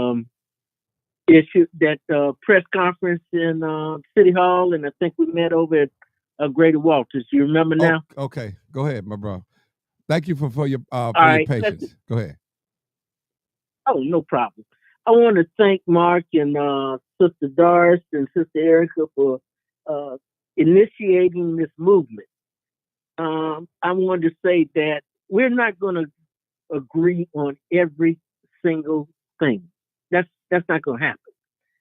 We have to put those things aside and look at what's in our face. Anybody can see that these people are coming here in droves. It's in our face that the city council don't even want us to vote whether we want a sanctuary city. Not on a binding referendum, but a non-binding. They don't want to even hear your voice. So we got to put disagreements aside, and we need to stand together because we are under attack, as we have been told. We're going to have health issues. Sister Erica brought this out. We don't know what these children have that come from these other countries that infect our children. And all this crime that goes on in the street, that's not all our people doing this. These people come here and camouflage themselves and do what they want to do because the law doesn't apply to them. How fair is that? And I'm with Sister Doris. This is for our children and our grandchildren. I'm 72 years old. I don't need to be up doing this, but I have to. I must. For my children, my grandchildren, and for the Black race, and for all my ancestors who made it possible for me to get wherever I am. I heard something on the news tonight. I don't know how true it is because you can't believe everything the news say. But this is something I think somebody needs to research. Sister Doris said they're attacking us. I heard on the news that they done took Bill, who was one of the most advocate people. You did. For our community. They took him off the damn ballot in March. Bill who? They're gonna put who they want to. Anthony Bill. Oh, really? Oh, wow. How in the hell can they? Yeah, how in the hell they gonna take a seasoned politician that know how to count his damn signatures? How they gonna tell him he don't have enough signatures? That's some shit they did to me a few years. That's some shit they did to me a few years ago when I tried to run for office. They challenged my signature. I didn't have the money to fight. Who bumped him off? Do you know? Who bumped him off? The damn Chicago Board of Elections took him off. Now, who did the maneuvering? I don't know. I'm just saying, research it. Do like Sister Doris tell you. You got to research this stuff. This is nothing we can do once a week. We got to eat, sleep, and do this shit every damn day. Them people coming across that border every day. And let me just They're going to take advantage of our children, us as adults. So any differences we may have, God damn it, we need to put them aside. We need to join. Let me say this. We have a lot of. Pardon me. Let me say this, Mark. Right? Go ahead, Mark. And I want to talk directly to the listeners. You all y'all better understand that you are in trouble. This very thing happened in California, where they brought them into this country. They let them walk in illegally. So if you're going to talk about accountability, I think the word accountability be used when it comes to Black people in the comments. But I don't see the word accountability when it comes to these illegals that broke the law and walked into this country. And so if you're going to say black people need to be held accountable, then let me see the word accountability in the comments when it comes to these illegal immigrants that broke the law and walked into this country. And I want to see it now. I want to hear what y'all have to say when it comes down to they broke the law. They ain't no damn migrants. They're not asylum seekers. They are illegal immigrants, meaning that they walked across the border, broke the law, and must be held accountable. They have a plan set up. Go ahead. No, I just wanted to say this one thing. You see, the suburbs, they don't give a shit about those sanctuary city shit. They say, don't bring your ass here. But I just want to see. Look, Alfred, I want to stay focused on the people in the audience, because this is education time for those who don't know what's going on. A lot of these people in this room right now, a lot of these people in this on this call on Facebook that's listening to our voices, they don't have a clue what's going on. The level in which the wipeout is going to happen to them, they really don't know. These people literally come up with a plan. Then it came up with a plan called the Office of New Americans. So if they saying they got an Office of New Americans, that means that they're gonna wipe you out because you the old American to them. Mm-hmm. They have written you off, and I'm talking about some of y'all that's listening right now. Preach, brother. You've been written off. They came up Tell with the a whole truth plan to get and these shame people the jobs, devil. to give them housing, to give them education resources, and they didn't have to fill out no paperwork. They didn't have to go on no interviews. When they went down there for those jobs at that job fair, the corporations were in the room to give them the jobs before they even got there. They ain't doing that for you, black people. That ain't happening for our people. There ain't no plan for descendants of slavery like the Office of New Americans. And let me say it to y'all again, just in case y'all didn't hear me. And I want y'all to look this up. Somebody put it, as I'm speaking on these things, put it in the comments. The Chicago New Americans plan. Put that in the comments, because I want everybody to go research this tonight. We're not just doing no talking to be talking. We want you to do your research, your homework. You read, so when you come back on these calls, you know what we're talking about. Starting with the Chicago New Americans plan. Then you have what's called Cities for Action.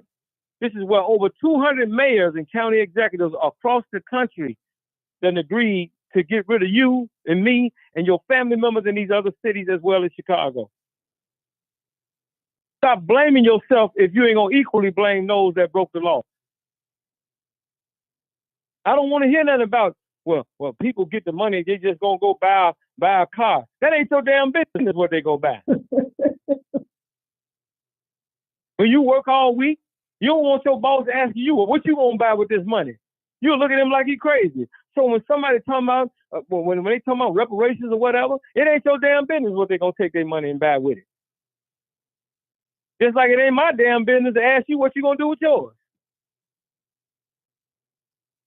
You are in a serious predicament right now where the Democratic Party has ridden your ass off. And you better understand, ain't no Republicans doing shit in Chicago. These Democrats are going to get rid of your ass like they did in California, like they did in New York, like they did in Florida. And I'm telling you, there's stuff I'm telling you to go read. You're going to see it in writing. Ain't nobody got to tell you nothing no more. Go read it. Go read the Chicago New Americans plan. Go read Cities for Action. And you're going to see. And you're going to be able to call your family in the other cities when you see those other cities, and you're going to warn them.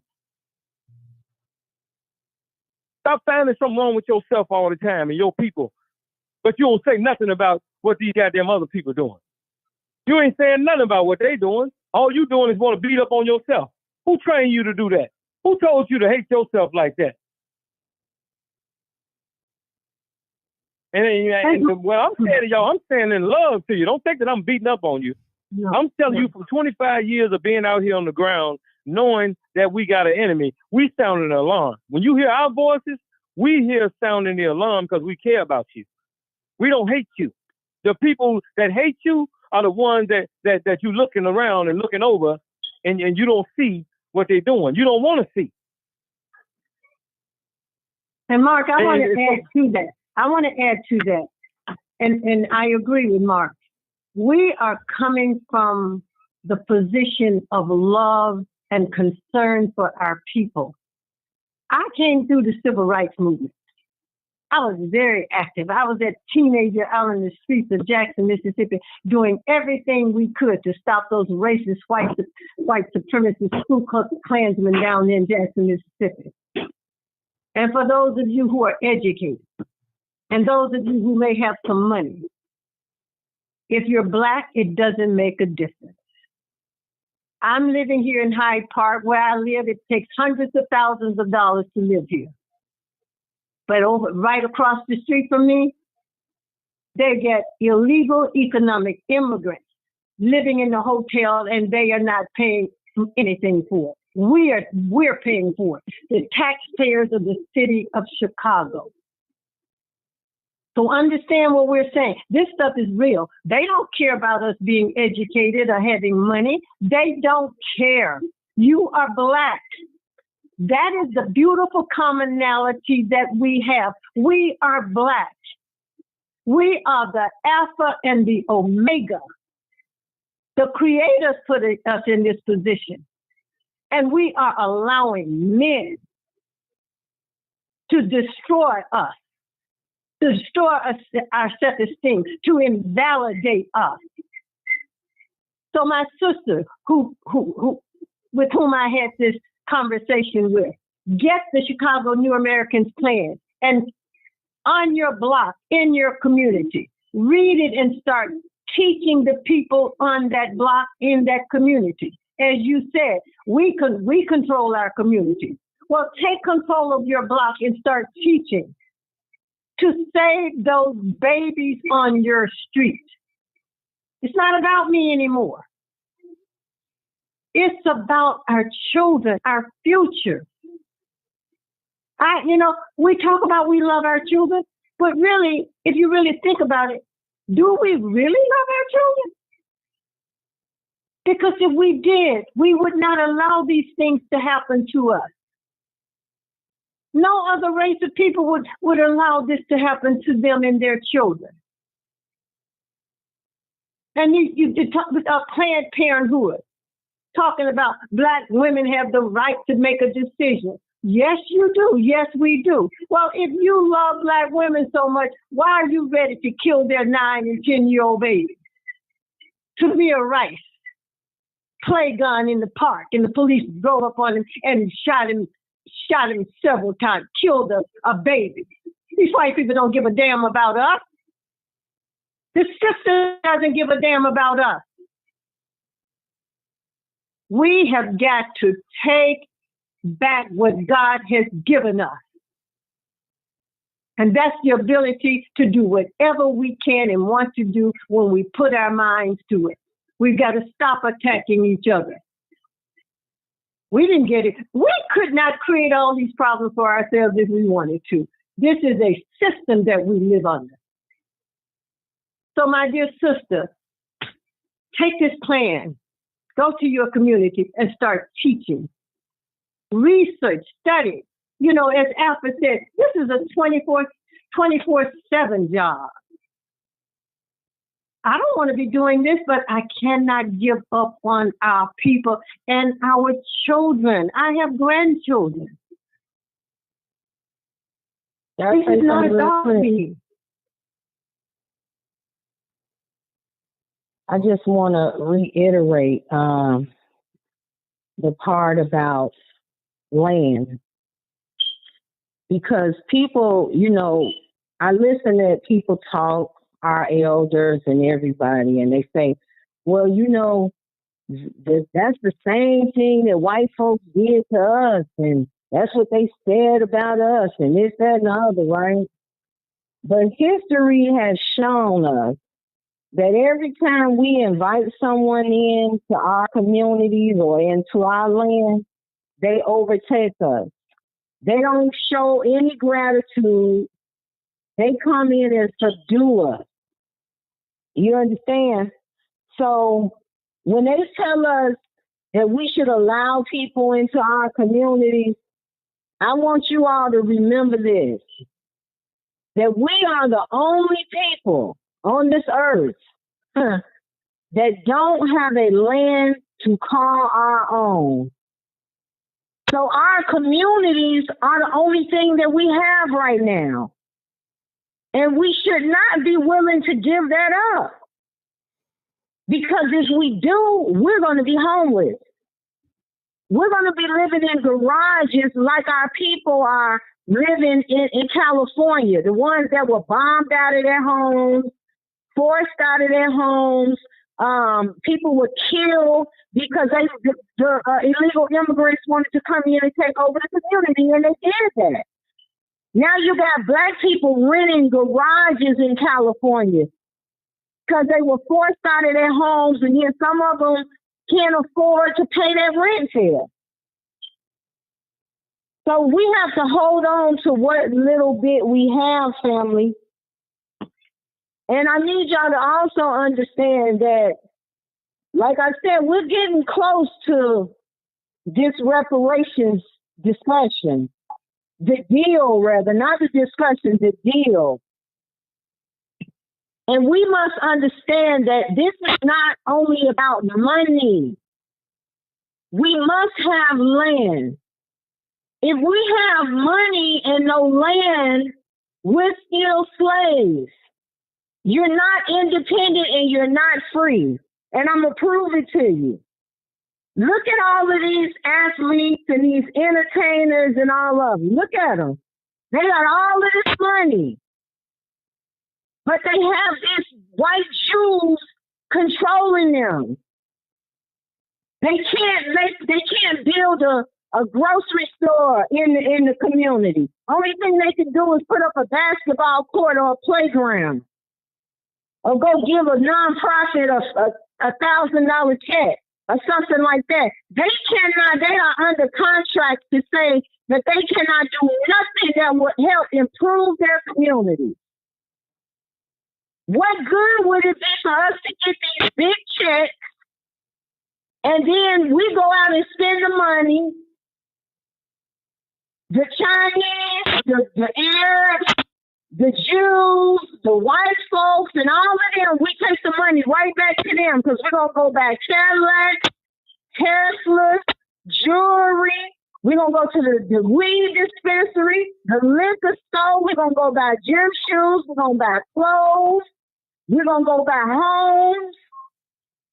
So if we have our own land and we're setting up our own economy, we can spend that money and bring those resources into our own land and establish our independence and our freedom and start to heal from this 468 years of terror that we have been experiencing under their rule. So please understand that people think that reparations is just about money. No, we have to have land so we can be free. Thank you. All right. Who didn't get a chance to say anything? Mark, go ahead again. So I want to. I just want to. I want to say, because I know constantly people are coming in. Mm-hmm. As we speak, other people are coming in. Mm-hmm. Look, immigration is not a friend of yours. Mm-hmm. The immigrant people are not a group of people that you should be speaking up for. Why? Because they're here to replace you. Immigration is about replacing you. Mm-hmm. And I'm going to say this as slow and clear as possible so we can understand what we're up against. The Democratic Party has done away with black people. And I don't care if you want to work. I don't care if you have the highest of degrees. I don't care how peaceful you are. I don't care how Christian you are. If we don't start organizing against this Democratic Party, all of us are going to get wiped out. It happened already in California. So we got the evidence of what's going to happen. And so when you hear our voice, once again, we are here to inform you. We are here to enlighten you. We are here to give you information that nobody is giving you. Don't battle with us. We're not the group that you need to be fighting with. We the group of people that you need to be linking up with. And Alpha just said it, this is an invasion. I ain't never seen the Golden State Warriors help the Chicago Bulls win the championship. Well, that's what you sound like when you saying that, well, these people just want a job and they just want to, I'm not here to help them win your championship. I'm here to help black people win the championship. I'm on the black team. And for two teams. And either you on the home team or you on the opposite team. Period. And you need to figure out which team you on. But sometimes, you know what I'm saying, I think people just have to be told that there's only two teams when it comes to this immigration. They're giving money to these people without them even asking for it. They're giving programs. Let me say this to y'all as parents in here, male and female. Parents. How many of y'all know that at the beginning of the school year, every illegal immigrant child gets $1,500, a $1,500 grant for computers, supplies, uniforms, and all other school supplies? How many of y'all know that? I want to see the comments in here that know about the program where they're giving illegal immigrant children $1,500. Did they give your children $1,500 for uniforms and other school supplies and computers? Did your children get that? So if your children didn't get it, don't you be in here speaking up for no group that just came in here. You speak up for your children. Have you seen a plan where they gave $1 billion to black people? And we ain't even talking about no whole bunch of people that they didn't gave $1 billion to. We're talking less than 25,000 people they done spent $1 billion on. Less than 25,000 people. Imagine what we can do with $1 billion. If $1 billion is given to us. Now imagine how much crime we can alleviate in poverty and homelessness and unemployment. Imagine. So when you come in here and you find something wrong with yourself, I don't know what to say to you. You've been beating up on yourself. You've been negative against yourself for so long that you think it's normal. It ain't normal. Don't you find something wrong with yourself that you don't find wrong with these illegals that have walked into this damn country, broke the law. I ain't seen now one of y'all say they should be held accountable, but you want to beat up on yourself. You want to beat up on other black people. They ain't innocent. When you walk across the border, you broke the law. Sister Erica just told y'all, and I'm going to say it again. To accommodate these illegal immigrants, do you all know that they don't even have to go to college no more? No, sure don't. To work at Microsoft, to work at IBM, to work at United Airlines. All these major corporations have gotten rid of the qualification that say you got to have a degree. Why? Because these immigrants don't have no degrees. They don't have time to send them to school. So they changed the whole qualification process to give them a job. After we've been pressuring our people, pressuring our children, go to school. When we're not saying that they shouldn't go to school, but if you're going to change the rules so you can accommodate a group of people that broke the law, then damn it, you're going to change the rules for us too then. You're going to do the same damn thing for us. And so we're not going to spend no bunch of time fighting with each other. We're going to start organizing. Starting tonight. This is about organizing, Martin. Martin, we need your voice and your media outlet so we can start organizing. When I just heard y'all say that what they did to Alderman Bills, that's because he's been speaking out. So he's running for committeeman now, and so now they kicked his name off the ballot, so you won't have a voice. Just like they took your voice, they took the voice of democracy on whether you should speak on a sanctuary city or not. They took that from you. That's like taking your right to vote. But most of y'all don't even know that they did it. That's why we here to tell you. We here to give you the real information. I am not here to cry for no other group of people. I don't give a damn what's going on with them. Hey, Mark. I got too many tears for y'all ass. So I ain't got no tears for nobody else. Read this question this Miller guy put up there.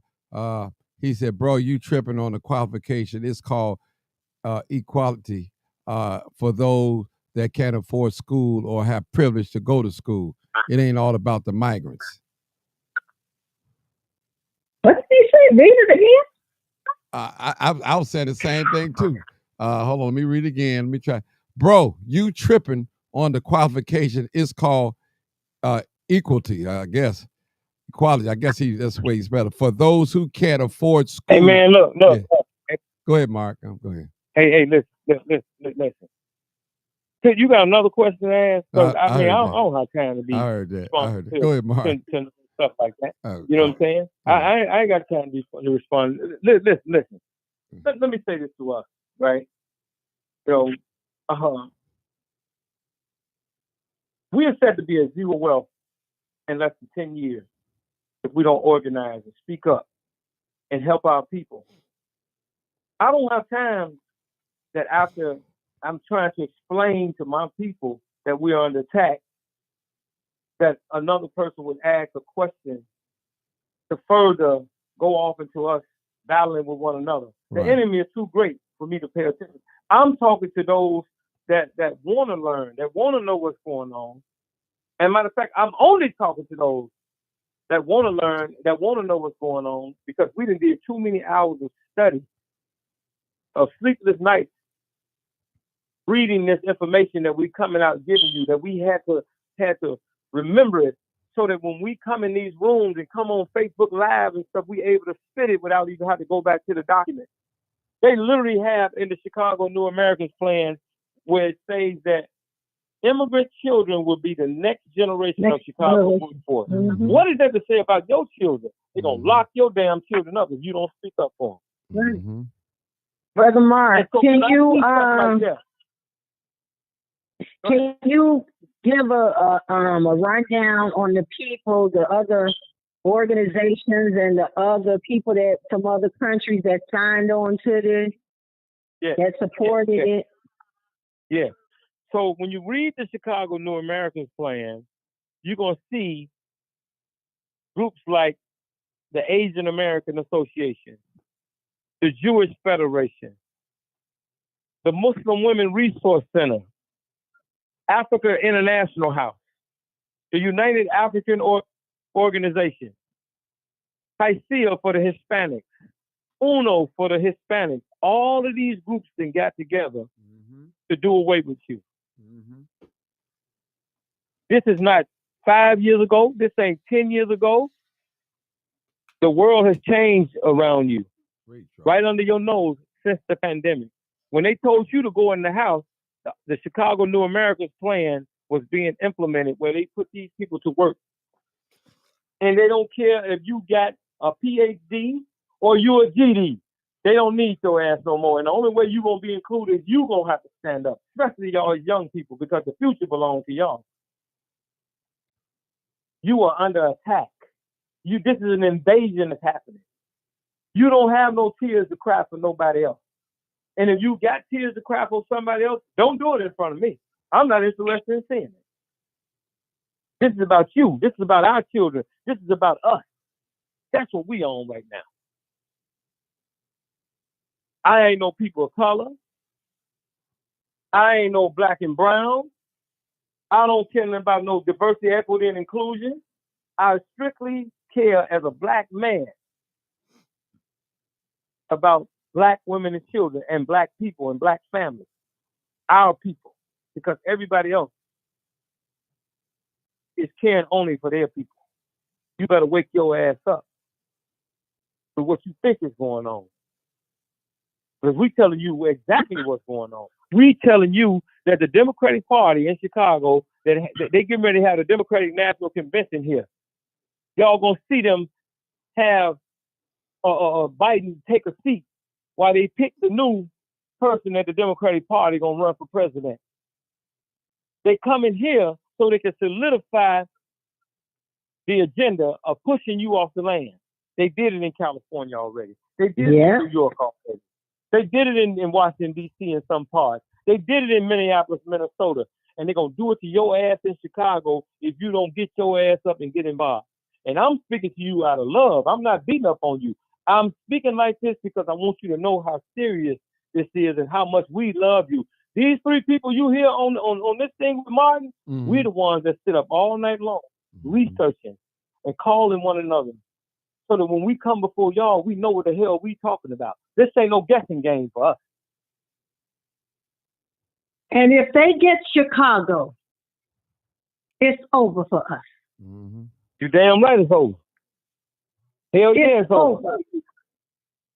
And so we have to, let me say this to us because I want to say this part because this is a part y'all really ain't heard us say, but I'm going to say it. We don't give a damn if we got to run people under the Republican Party. If they come from us, then we voting for them. We running our people as Republicans.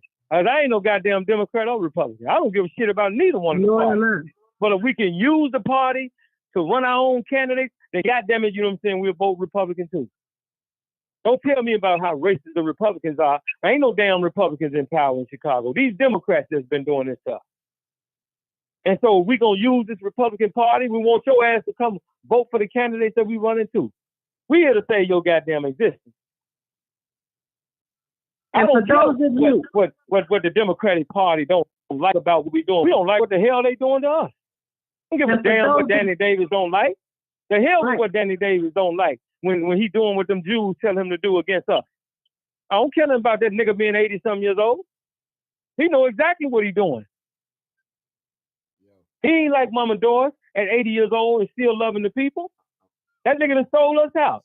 So he can't play that old shit with me. And for those of you, the only older people I love and respect are those that making sure that these babies and our people eating. If you ain't, as a man, especially as a man, if you 60, 70, 80 years old, and I'm 50. From 50, 60, 70 to 80, if you ain't working to help black women and children and black people, fuck. Put the hell down. I'm just gonna say it the way it needs to be said. Because we've been out here putting in work. So when you hear Mark, let me say this, Mark. For those of you who may be thinking, well, where's the agenda? We have two. We have the Chicago New Americans plan. We're going to remove immigrant and put black throughout it. And we have Chicago contract for 2023 that Sister Erica and I put in Brandon Johnson's hands. And he didn't. In fact, he didn't even want to take it. All 20 of the black aldermen got it. I sent it to some of the black legislators. They know about this contract with Black Chicago 2023. But they have sold us out. The religious leaders have sold us out. The educators have sold us out. The fraternities, the sororities. I know what I'm talking about. And Mama Doris, look, they done stole, and let me say this about y'all being a part of these sororities and fraternities. Some of y'all leadership done sold y'all out too, and y'all members of the organization. So we ain't just talking about the organization. We ain't just talking about the organization, you know what I'm saying, to say that all y'all doing it. But we know damn well your leadership done sold you out. Your leadership done sold you out like they done sold us out. And so if you that in love with your leadership, knowing they selling you out, more power to you. Take your ass over there and let them finish selling you out. But we ain't going to stand back and be quiet. We ain't going to be quiet. We ain't going to stand down. God damn it, you know what I'm saying? Just like they feel like they can do the hell they want to do, we feel like we can do the hell we want to do too. And so we calling on everybody on this call. Martin, matter of fact, we need to consistently do this now. For this entire year, we don't have time to be playing around. These people are directly making the move to bring these immigrants here and make them police, give them the right to vote so they can get rid of our ass. I ain't gonna even, you know what I'm saying, that, look, I'm getting straight to the point with this. Because after 25 years of being on the front lines, after trying to tell people about this New American plan since 2011, I'm telling you emphatically, they're gonna get rid of your ass if we don't start raising up, registering people to vote, going against these nigger crats and these hunky crats. I don't give a damn about either one of them. They gonna get rid of you. All this way y'all trying to, y'all smiling in their face. They don't care about y'all nice and smiling with them. They still gonna get rid of you if we don't raise up. It ain't over yet. I don't want y'all to think it's over. I'm saying to you it's gonna be over if we don't raise up and make sure that we overthrow some of these Democrats in this upcoming election in November. They got a primary that's coming up in March. If you're gonna vote in March, go in there and pull a Republican ballot in protest. This is about rebelling right now. This is about protest right now. Go in there and pull a goddamn Republican ballot up in there. You go in there and you vote for Democrats and you see they're giving everything to immigrants. Whatever happened to your ass is your fault. Whatever happened to your children is your fault because you see what they're doing to you. You see your family members ain't got no job, but they making sure they give everything to these people. You see this shit. If I see it and everybody else see it, you see it. You ain't got no excuse. And I'm saying this to you in love. I'm not beating up on you. I want you to know how serious we are about what the fuck we saying. These people are dead. Let me just say this. We are talking to a law group down in Florida because we've been trying to find lawyers here in the city of Chicago to talk to us, try to get them to represent us to see if we have some legal ways that we can use to file a lawsuit against the city of Chicago. We cannot find one black lawyer in this city who will even talk to us. But we have found a group down in Florida. And I'm hoping and praying that they will be able to see some illegalities in what is going on here in the city of Chicago, and they will take the case. And we have set up a black legal defense fund. We need $5,000. So you can donate by using 312-543-7202 Zelle. $5, $10, $15, whatever you can donate, because we're going to need money to pay these lawyers. It is a disgrace that in the city of Chicago, with black lawyers, the Cook County Bar, which is a historically black law association, we can't even get them to represent us. Not one.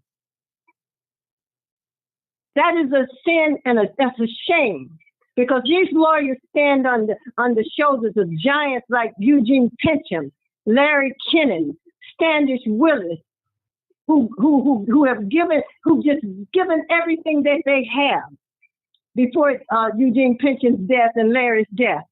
They worked for the people, and we didn't pay them anything, but they love black people. So we can't even find a black lawyer. So that's how you can help us too. We're organizing every night. As Mark said, we're talking all night, all day. It's a lot of work put into this. Sister Erica and I are putting together a document to submit to the Attorney General of the state of Illinois, the FBI, the United States Attorney General for the Southern District of Illinois, and the Inspector General. We're almost done with the letter that we're submitting to them to have them investigate the Johnson administration. It's misallocation of money here, misappropriation of money. You take COVID money to help these illegal economic immigrants, which was supposed to be for and we're going to be the ones that have to pay the money back when they do the federal audit. Joe Biden has broken every law there is to break. And if it wasn't one, he created one to help these illegal economic immigrants. This is what they have done to bring these people into this country and making it possible for them to succeed. There's no way for them to not succeed. You got the United States government for them and the United States government against black people, a government that's been against us for the 465 years. To hell with them. Stop allowing your ministers to tell you, well, we're gonna have to sacrifice. We're gonna sacrifice for these people. Black babies are gonna go hungry for somebody coming from around the world. Stop letting these damn ministers make you feel guilty. We ain't responsible for these people. That's These right. people came here on their own. There ain't no war in these countries. Mm-hmm. So let's Can I don't say this real don't let quick? these ministers keep telling you this nonsense. Sister Erica. Yeah. Don't let them make you feel guilty. Okay. If black children don't eat, I don't give a damn if anybody's children eat. If black children don't have a place to live, I don't give a damn if anybody's children have a place to live. If black children don't have clothes, I don't give a damn if anybody's children have clothes. Because you know what? They don't care if we. They don't care about us. These children are calling our children nigger monkeys in the schools. And I blame black teachers who know that this is going on in Chicago and you're not saying anything. I blame black principals in this city. If you know this is going on and you're not saying anything, you are just as guilty. I come from this system. You don't allow these people to come into these schools and mistreat our children. Can you just think about the psychological effect that this is having on these children? To hell with all these damn people. Yeah, can I say this too? Go ahead. Concerning them making the illegal immigrants police officers, I just want to say this publicly because I know it's some of them listening. I know it's some of the politicians listening. J.B. Pritzker may be actually listening. He's the one that put this law in play, right? Mm-hmm. So I just want to let y'all know right now, you will not, every time I ride down the street and I see the police officers, most of them are already Hispanic. The other ones are white. You always got a black person pulled over. You know, maybe because they don't have a sticker or they don't have license. But you got all these illegal immigrants coming over here. All of them that went out and bought cars. Where did they get driver's license from? They carrying guns. Where they get permits to get guns? Who's giving them these guns? So my point is, don't pull behind us with your damn light talking about pull over. All of that's over with. You all are breaking every law on the book. Leave us the fuck alone. Leave us the fuck alone. We are minding our business, trying to get our bills paid, trying to take care of our families. Leave us the fuck alone. Don't get behind me with your motherfucking blue light talking about pullover. All of that shit is over. All of it is over. And I'm telling you, I'm glad that you all are doing this because you're getting us angry and we're about to pull up out of here. Thank you. Thank you. You're doing a good job. Keep it up. And we better rise the hell up. And I'm saying to these young people, rise up. Don't let these people continue to do this to us. You better rise up. Elders are for counsel, young people are for war. We're in a war. We got one more caller real and quick. all you people coming on the program asking all these stupid questions, we are not going to respond to them. Cut them off, Martin. I will. All right. I got one more person. I'm quite sure he ain't gonna ask no stupid question. Go ahead, Sarge. Go ahead, Sarge. Sarge. Go ahead. Sarge, where you at? I guess not. I guess not. He on here, but I guess not. 9:12. Well, Martin, we've been on for 2 hours. That's cool. We could. But you've been on for 2 hours. 2 hours and 9 minutes. Yeah. Yeah. So time flies. So Martin, go ahead. Martin. Go ahead, Mark. So for those that are just coming in, and y'all can hear me, please put it in there as many times as possible. This plan that they have come up with for only immigrants. Black people are not included. Not even white people are included. It's called the Chicago New Americans Plan. Everybody put that in there. Put that. I want to see if everybody paying attention. Your comment should say the Chicago New Americans Plan. And when you put that comment in there, then I want you to go and look that plan up and read it. I put it in the chat. I put it in there. So if you can, Sister Erica, why don't you pull up Cities for Action and read the 2 paragraphs on Cities for Action. It's just a quick read, that whole first page, so they can hear what Cities for Action is about. Cities for Action. But I want you to put the Chicago New Americans Plan in there and as your comment right now. Okay. And then I did it. I put it in there a few times. Okay, you're gonna read it, Sister Can you Erica? go to the actual page and read that? Either one of y'all, whoever want to do it. Yeah, all of that stuff ain't got nothing to do with black folk. Okay, No, I got it. Go ahead. You know what I'm saying? It ain't got nothing to do with assisting black folk. It's Exactly. gonna hurt So black folk. let her read Okay, it. I Let her got read it. it. I Come on, got sis. it. I'm going to Come on. read it. Listen, Come on. everybody, listen to this, y'all. Everybody, listen to what she's about to read. That whole front page, read that. Okay, it says Cities for Action is a coalition of nearly 200 U.S. mayors and county executives advocating for pro-immigrant federal policies and launching innovative and exclusive programs and policies at the local level. Our leaders have joined forces to create stronger and safer cities by driving the national debate, embracing new immigrants, and engaging with stakeholders to win on immigration policies. That says it all. Yeah, 200 mayors. What's the rest of that? There's another little paragraph. I think it's one other paragraph at the bottom, right? Let me see. Yeah, it is. Just right on that first page, though. Okay, yeah, I see it. Cities for Action is a coalition of nearly 200 U.S. mayors and county executives across America advocating for pro-immigrant public policies and launching innovative and inclusive programs and policies at the local level. Now, to everybody that's in here, that's listening, don't you leave here tonight and say you don't know. Because you know, if you was here on this call tonight, you know we made it our I'm going business. to put it in the chat. Mm-hmm. We made our business to make sure that you know.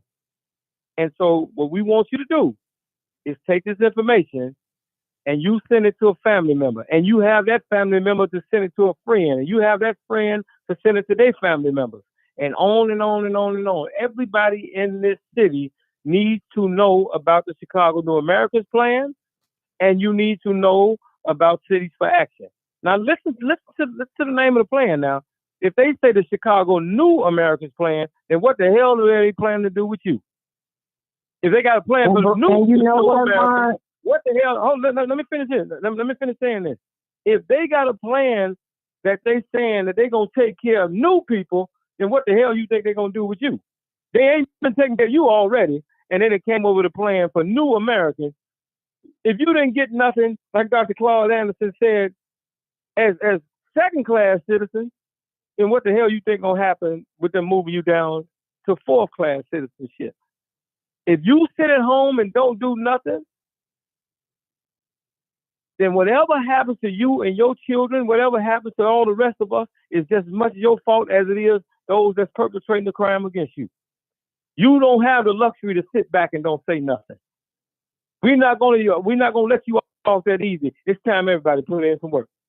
We're going to send these Democrats the biggest, since they felt like that they could look over us and take care of some people from outside the country, then we're going to look over their ass on election day, you know what I'm saying, and go against them.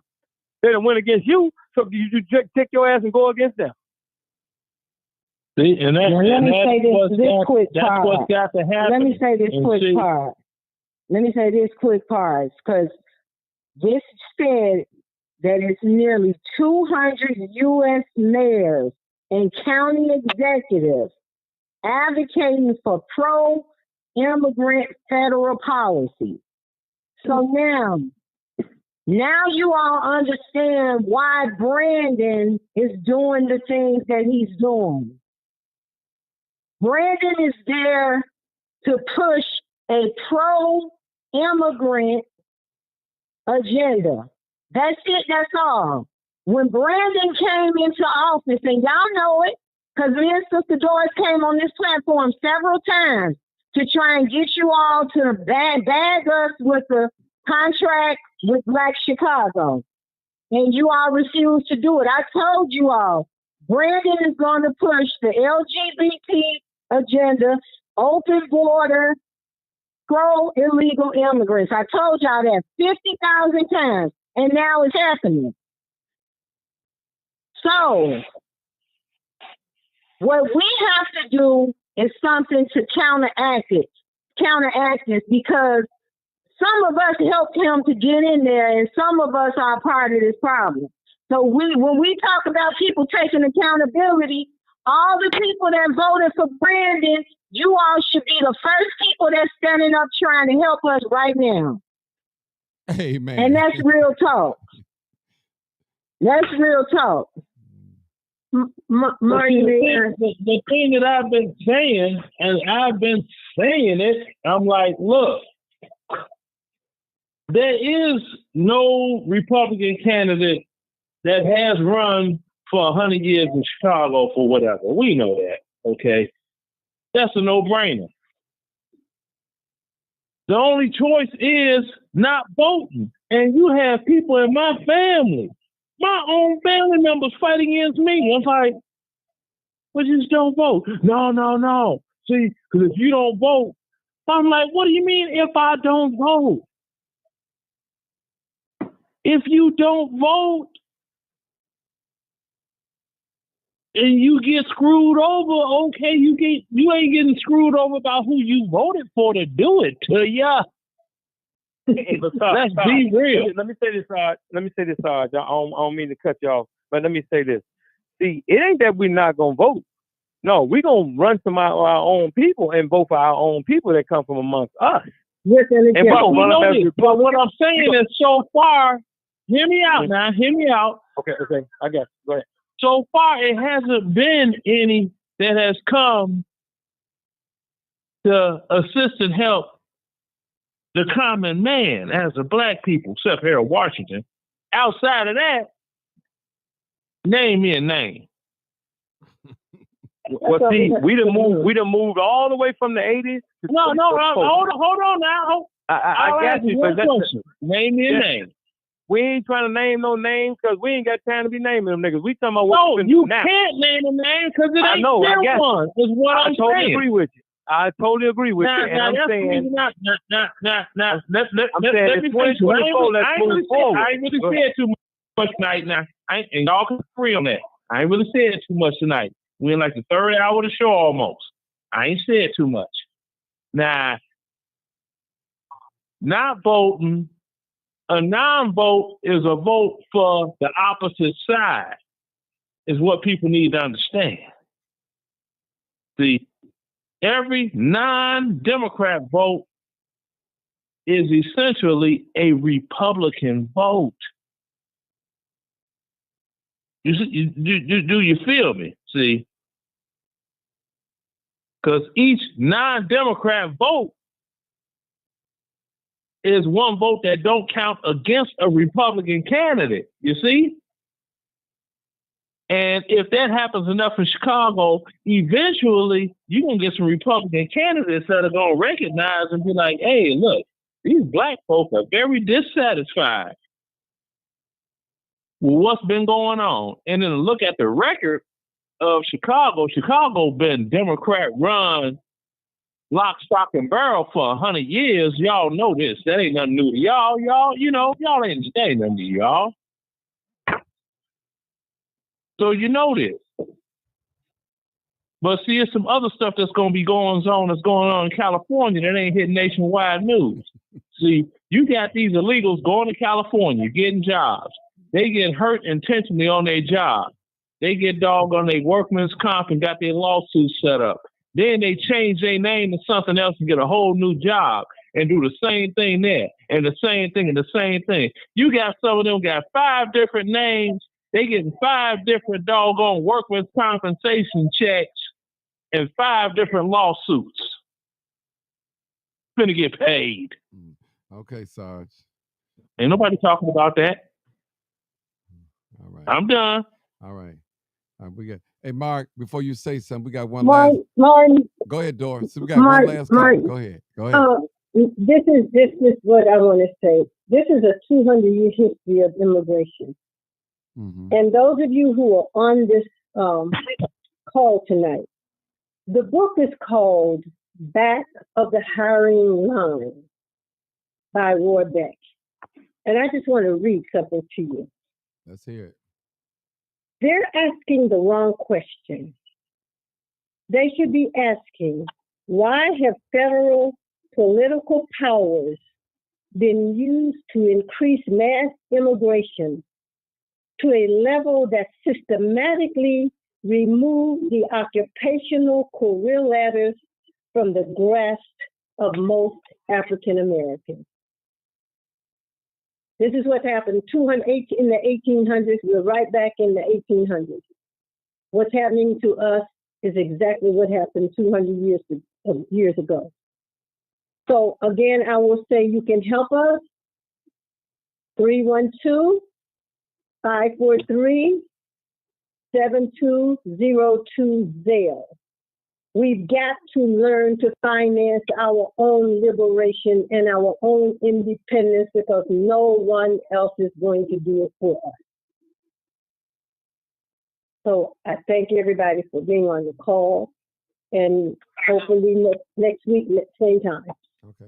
Let's take one more caller real quick. I think it was begging me to come in, so I want to see what the person has to say. Come on, caller. 1652. What you have to say? Got to make it brief because we're trying to get out of here. Yeah. I'm going to make it brief. You guys have been long-winded, and I could never figure out why we can't have a discussion without cussing and calling each other the N-word. But maybe we can work on articulation at another point. The other thing is 6 million European migrants came to the United States in 2019. A lot of these people sound like Donald Trump, because Donald Trump only wanted immigration or migrants to come from Europe. He said the countries in Africa are shitholes. He doesn't want Africans, nothing coming from South America, nothing from people of color. White population in America is 75%. So when you have immigrants of color come in, that number decreases. So as far as having a Republican mayor in Chicago, it's not going to happen. Vote and waste your vote, but it won't happen.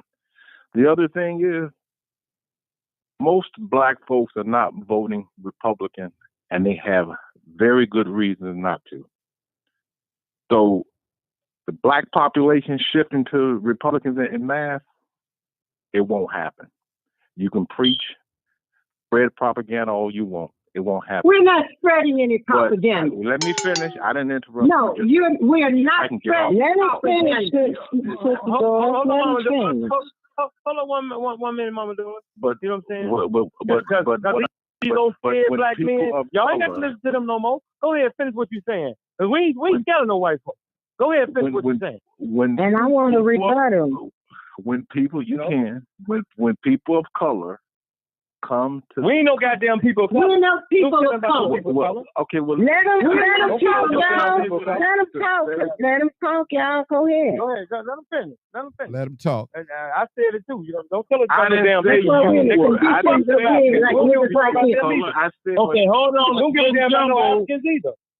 One mic, please. One mic, please. One mic, y'all. Let them talk. They hear them out, then y'all can talk. Go ahead. Go ahead, caller. When other people come to this country and they're non-European, their numbers go down.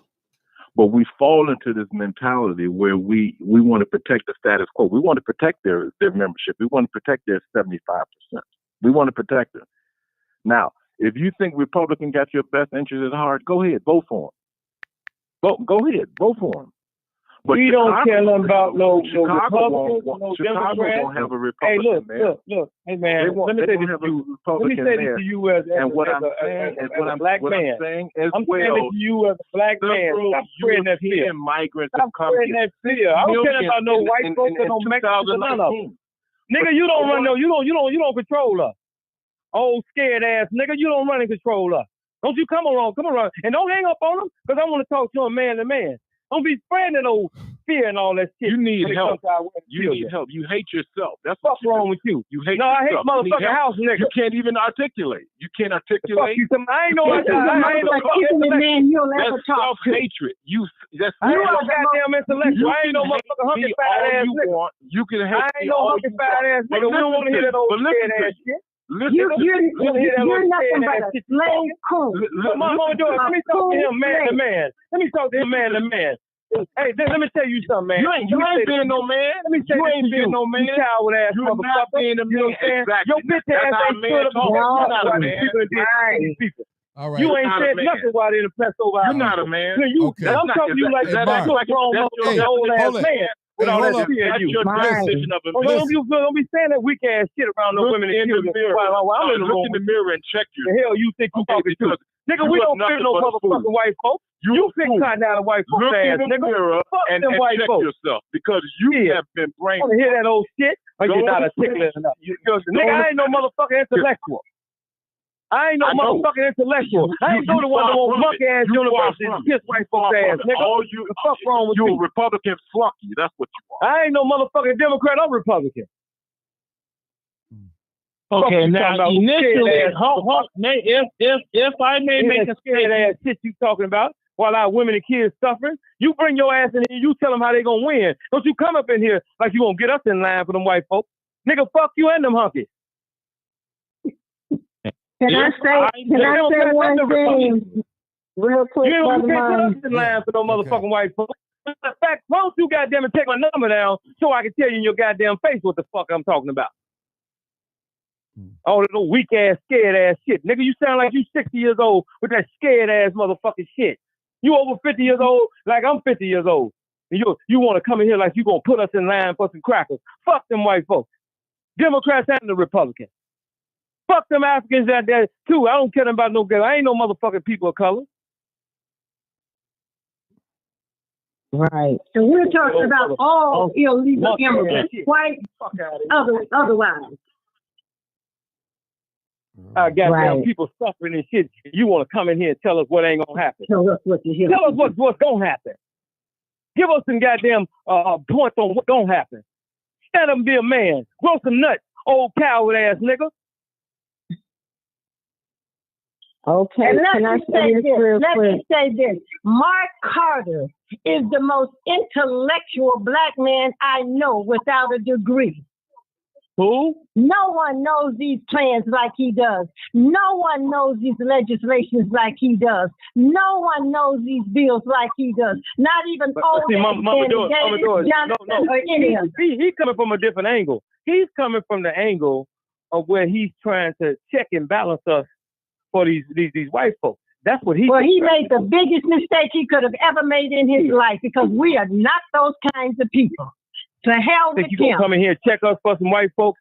Oh, Mason ass nigga, fuck you and that Masonic oil and shit. I hear that shit coming out of your mouth, nigga. I know one of you motherfucking hot desert saying ass niggas when I hear that shit you saying out of your mouth. Nigga, you don't tell us what the fuck to do. Cause we ain't scared of nobody. Nobody.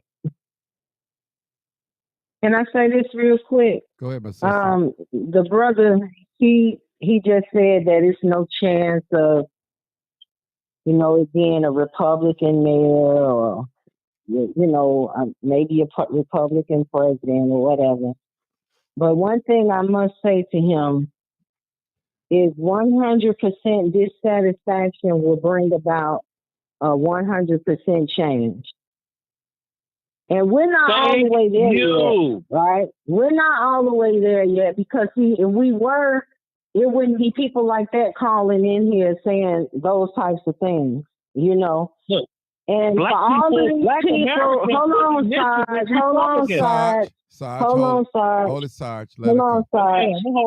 And that is one of the points that I was going to make, that the Republican Party was started by Black people. Okay. And I want to let our people know that normally we do better under Republican when they're in, position of power than we do under Democrats. This is the fact. And for all of these people that are trying to do all this fear mongering and all of this Trump is racist and this, that, and the other. I want to remind y'all of this one more time. Trump said build the border wall. And what did Biden do? He had a few more miles left to build. And instead of him doing that, he auctioned the material off. He let it sit down there and rust and stuff, and then he auctioned it off. Now, Abbott is down there. Sister Erica. Wait, let me finish my point, Mark. But let me finish my point. You got Governor Abbott down there right now. He's trying to secure the border. The Biden administration suing him for putting up wires and more fencing and things like that to try to keep people out, to keep his state safe, as J.B. Pritzker and Brandon Johnson should be doing for us, right? But we just read that it's 200 mayors that came together and county officials that came together to push a pro-immigrant agenda. Now, another thing that happened when Trump was in office, we didn't have any wars. See that? When COVID was going on, Trump said, in order for these businesses to get that COVID money, to get the PPE money, whatever they called it, you had to keep your people working. Trump said that he was not going to put any vaccine mandates in place, and he didn't. He didn't put no mask mandates in place. And then the food prices were good, the gas prices were good. All of us have to bear witness with that. The economy was good. People were working. Money was flowing. Okay? So his resume is good. He wasn't a politician. He was a businessman. Okay? He has a good resume. Most of the stuff he said that he was going to do, he did it. He came up with the First Step Act. A lot of my people came up out of federal prisons, had been in there for years, probably would have died in there. And they were able to come home on their first step, their first step. So anyways, my whole point is this, family. Biden gets in there. We got high food prices, high gas prices. The economy is a wreck. We have wars. They fighting a proxy war with Russia through Ukraine. They're securing Ukraine's border from Russia, but our border is wide open. We do not understand that. Do that make any sense, family? How can you secure someone else's border and yours is wide open? Well, I'm just saying. So you have to be an independent thinker. We're in this political process, and if we're in this political process, we have to do what's in our best interest. Period. We cannot listen to people. I want to say this though. We cannot listen to people like that brother that just came on. We cannot listen to people like that. We cannot listen, even our elders. See, we've been following our elders for a long time, and they have brought us a long way. But now it's time for you all to let us, get in here and make some moves. Give us a chance. to get us back on track and get us, in the direction that we need to go. We want to take y'all to the finish line. Y'all worked hard to get us to where we are, and we appreciate it.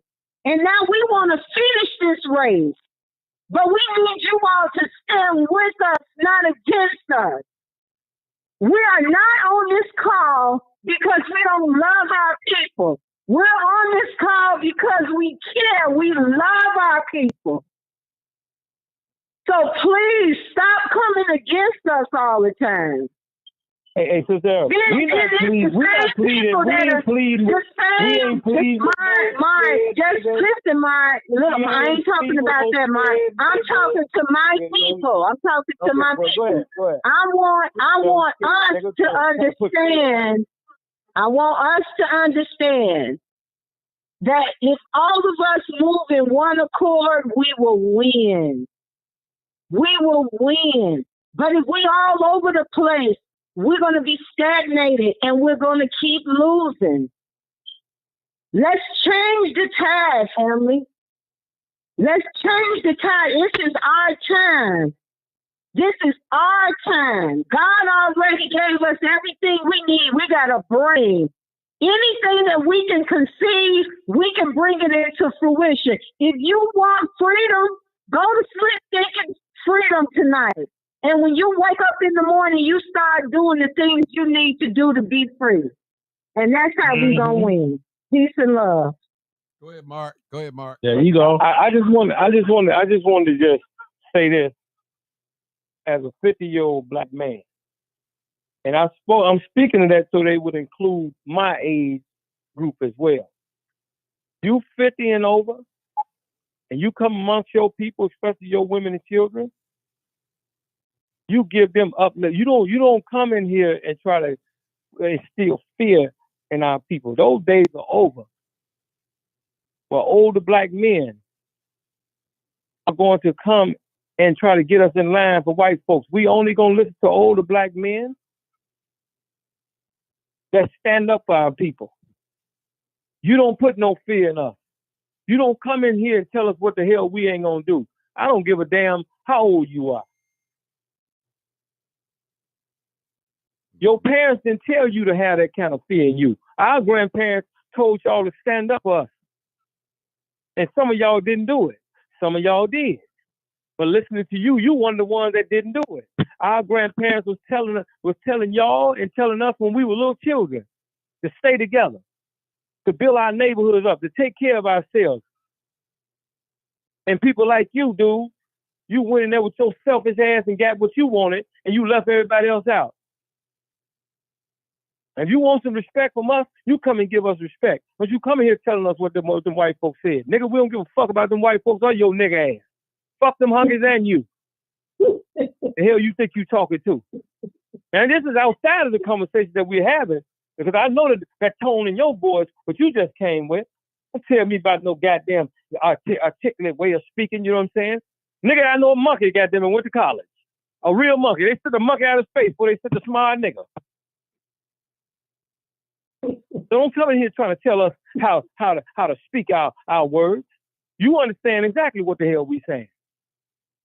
But one thing you ain't gonna do, you ain't gonna put us in line for no goddamn white folks. And we don't give a shit about the white ones coming across the border, the Mexicans, the Africans. We don't give a fuck about at least one of them. We don't care about nobody but ourselves. Don't tell us about no goddamn people of color. We not here to fight for no goddamn Africans that sold us in slavery. Hell, you think you talking to?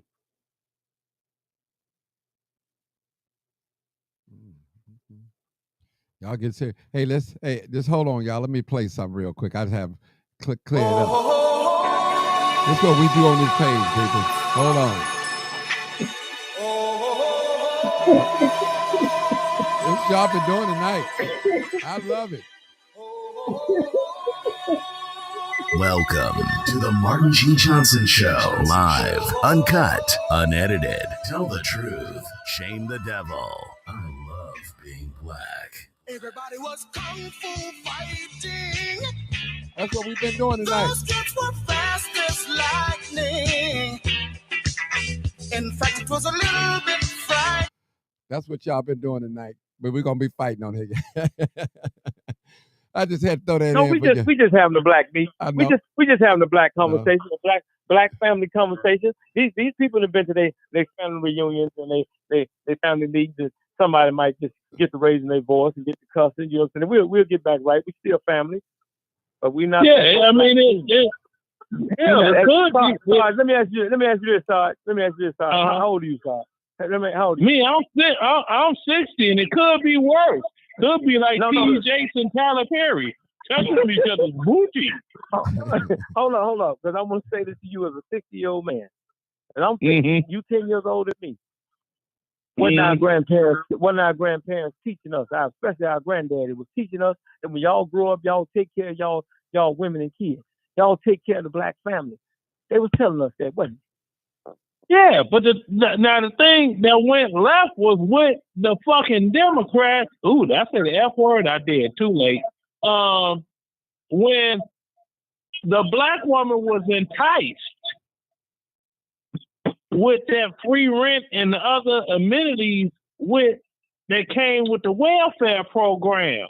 See, that made the government the baby daddy.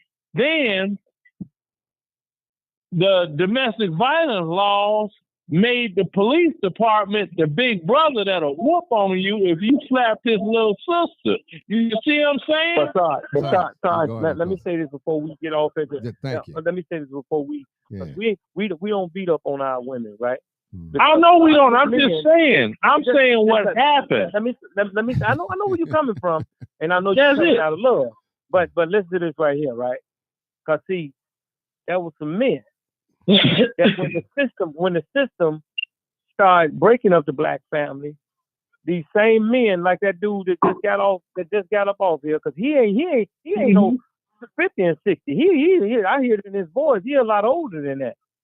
So your big brothers was my daddy, right? And them niggas right there, that generation right there, they went against our grandparents. They went in there, you know what I'm saying, kissing on them white women.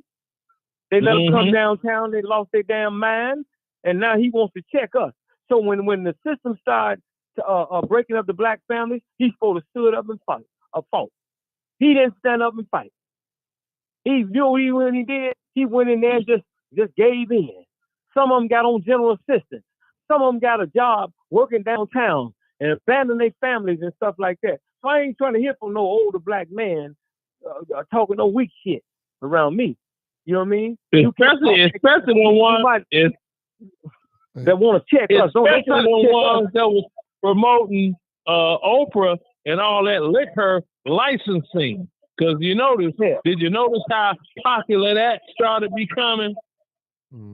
Hey, listen. Look, I don't need no man. Hey, because you got your liquor license. Hold on. Get the F out of here. Listen, Sarge. I got a Martin, you know I don't like them folks. Hold on. I got a lady that says she ran for mayor of the city of Chicago on a Republican ticket. So I want to hear from her. She said that I want to hear her talk real quick. Okay, hey, let's hear it. 97-23. If she had her liquor license, she may have won. Yeah. Go ahead, sister. Hello, everyone. How you doing?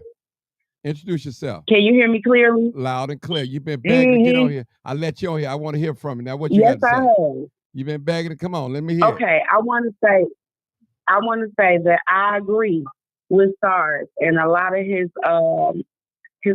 epithets about how we got to this point. But it is much deeper than surface level, and I have to be honest, we can't kumbaya our way out of any of it.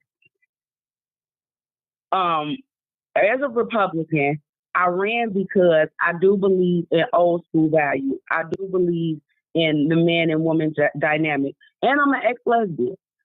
So I felt like I was the perfect person to go against Lady Man Lightfoot in the respect that I lived that lifestyle for 10 years, and I believe it has no place in schools. I believe there are certain things that children shouldn't be privy to. In addition to being a Republican has nothing to do with Trump. Black folks started the Republican Party during the Kansas-Nebraska Act. And if we take this party back, That'll be the first step towards our progression, because you can't ask for permission for something you started yourself. Thank you. Additionally, I'm running now for Congress as a Republican. And I really want to bring the Bible to the forefront of politics. I have to be honest, our current situation is very much biblical. So there isn't a law we can write, and there isn't an amount of money we can throw at this until we get to the core of our problem. And part of it, and you guys may be upset when I say this, is accountability on our part. I mean, you know, you can talk to me later about what that really is, but I am that Republican that agrees totally with you. I've been hooping and hollering against the New World Order for the last 20 years. And what sparked me to run for mayor is when I listened to Lori Lightfoot and her New World Order video, where she flat out said she wanted Chicago obedient to the New World Order. And you get this through executive orders and mandates, and then here come COVID the movie. Brandon Johnson told you what he was going to do when he said he was going to defund the police and a bunch of other epithets, and nobody listened because we traditionally just vote black and we don't care if they're qualified. We just say they look like one of us and we go right ahead with the get along. Wow. I don't want anybody to vote for me because I'm black. I want you to vote for me because you believe in what I'm saying and what I'm doing. And I'm against the New World Order. I knew this was coming for quite some time. And if we want to get to the root of the problem, we need to bring the Bible back to the forefront. We need to be obedient. That's the only way to get us out of our current situation. We could talk about it all day long, but we need to turn back to God and righteousness if we ever think any of this is going to be fixed. Okay. And that's just keeping it on. We will vote for you if you adopt the agenda that we have specifically for Black people. This is not about Republicans or Democrats. You are absolutely right. It's about political power, economic power, and the survival of us as a people. You are absolutely right. That much is true, but the only way you could get it is from a Republican or a Democrat. So you gotta pick a side. If Well, they, here's the beautiful thing if about they accept You have the to. agenda No, specifically for Black people, ladies, hold on, ladies. Y'all know, I'm y'all brother. I'm on your side. But you have to pick we a have side. two agendas. We We as have Black two people. agendas. No, Okay, but let me as be Black clear. people need to Yes, stop I'm a talking Republican. about. Yes, I'm We a have to Republican. stop. We have to stop talking like we sitting on the middle of the fence and we gonna lean whichever way is best for Black people. You need to make a decision and stick with it. If it don't work, go on the other side of the fence. Your nay be a nay. Stand up for your damn self for once in your life. Just once in your life. Stand up with a strong back. I agree That's with you, all Sarge, I'll but say. Hear Stand me up. clear. Hear me clear. Yes, I'm a Republican, but I'm a woman of God first before anything. Mm-hmm. So if we're gonna pick somebody because they resonate with the morals and values that you set for your people, and it is about us because we were the leaders and the originators of this thing. We were supposed to set the charge. You know what, sister? Black people are the most conservative people in the world. We are, and we don't even realize it. We don't have to talk as if white Republicans are the only ones who are conservatives. We are conservative people. My grandma gave me these conservative views, and mine gave me I mine. ain't gonna waver from them. And mine gave me mine. We have principles that we have always stood on. All we need to do is pick them up and go forward. Say it again for the people in the back, but we can't do that without the word of God. We need backbone. Well, we need to stop. Can you tell us your name? About it is sure. My name is Montel, Montelle, Latoya Gaji. You can't forget me. I got a bougie first name, a hood middle name, and a Taliban last name. You can't forget me. Montel Latoya Gaji. Montel, you need to get in touch with us, baby, so we can talk to you. Absolutely. Mm-hmm. Find me on Facebook. My number is listed on all my stuff. So if you Google my name and look in the images, my number's right there. What's that last name again? Spell it. Gaji. Gaji. G is in goose, A is in apple, J is in joker, I is in incomplete. Got you. Okay. All right, I got We'll get in it. touch with you Please, it was a pleasure, you guys. because And I'm putting Sister Doris. Yes. Yeah, I'm gonna put your number in the chat too, so she can you can screenshot it. It's all over everything, so please contact me. I'm putting Sister Doris' number in the chat so you can see it. I just did it. And give me a call, sweetie. Give me a call. When will be a good time for me to call you? Anytime. Okay, I'll call you after the last. Okay, you know what would have been a more secure way of doing it is going through Martin. But that's okay. We put her number up there for Zelle anyway. Sorry. Oh, okay. Now, because I understand. I called in. Hold on. Let me finish. I'm going to be real quick, too. I called in, and I couldn't get on. And Martin called me back and said, I'm going to send you the text. I'm going to send you the PIN number so you can get on the show. See, that's the most secure, because I know Martin got my number. And anybody else that has my number, if I didn't tell Martin it's okay to get him my phone number, Martin ain't giving my phone number to nobody. So, Sister Doris, have we finished So tonight? that's secure. Yeah, we're people finished. that we regularly communicate. Hold on. They done. Okay, I'll tell you, Martin. You can give my phone number. Okay. All right, listen. Hey, y'all, I appreciate all of y'all coming in. We went longer than I expected, but that's okay. That's okay, because sometimes we can't how long the show been on, Martin? It's almost 3 hours. We need money. We need money. 312-543-7202 Zelle. Zelle. That's how you can donate. $5, $10, $1, whatever you can afford to donate. We would highly appreciate it. Thank you. And let me say this publicly. Thank you, Brother Anthony Bell, Alderman Anthony Bell. I would like to publicly thank you for your effort. And if it's anything that we can help you with to fight those devils down there, please call. We would also like to thank Alderman Raymond Lopez. I thank you very much for all of your efforts to try and get the people in the city of Chicago to voice their opinion about whether or not we want to keep sanctuary city policy. Thank you very much. And I want to thank Mark Carter, who's been talking about this Chicago New Americans plan since 2011. Nobody knows this plan or those plans or those legislations like Mark Carter. Not even Danny Davis, just Jonathan Jackson, Robin Kelly, any of those Negroes up there in the Congressional Black Caucus. This man is an intellect. When it comes to this man is an intellect. Mark is an extremely intelligent, articulate black man. And you don't have to have a damn degree to be intelligent.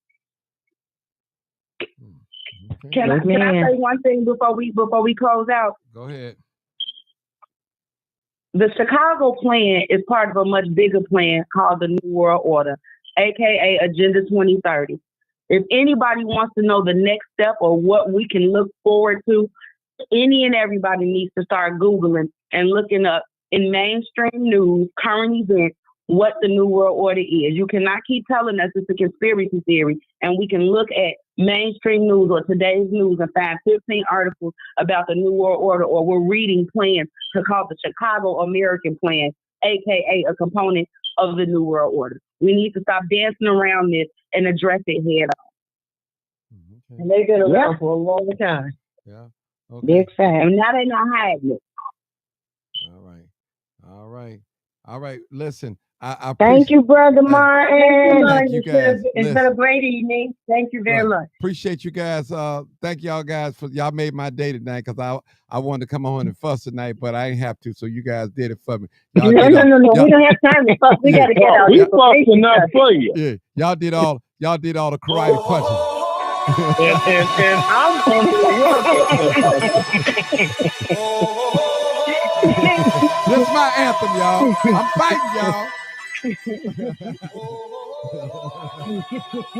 Welcome to the Martin G. Johnson Show. Live, uncut, unedited. Tell the truth. Shame the devil. I love being black. Everybody was kung fu fighting. Wasn't they fighting on y'all? Those kids were fast as lightning. I thank y'all so much. I hope I made you guys' day. I hope you guys learned something today. I want to thank all my guests, Erica, Sarge, Mark Carter, Sister Doris, our dear sister running for congressman, and my other brother that spoke that I met on video. And so, listen, this is a great show. I know we got out of hand a little bit, but, emotions get high. But we love each other, and it's not about challenging each other, but this is serious business. We got to get down to business. That's right. And I'm going to tell y'all something.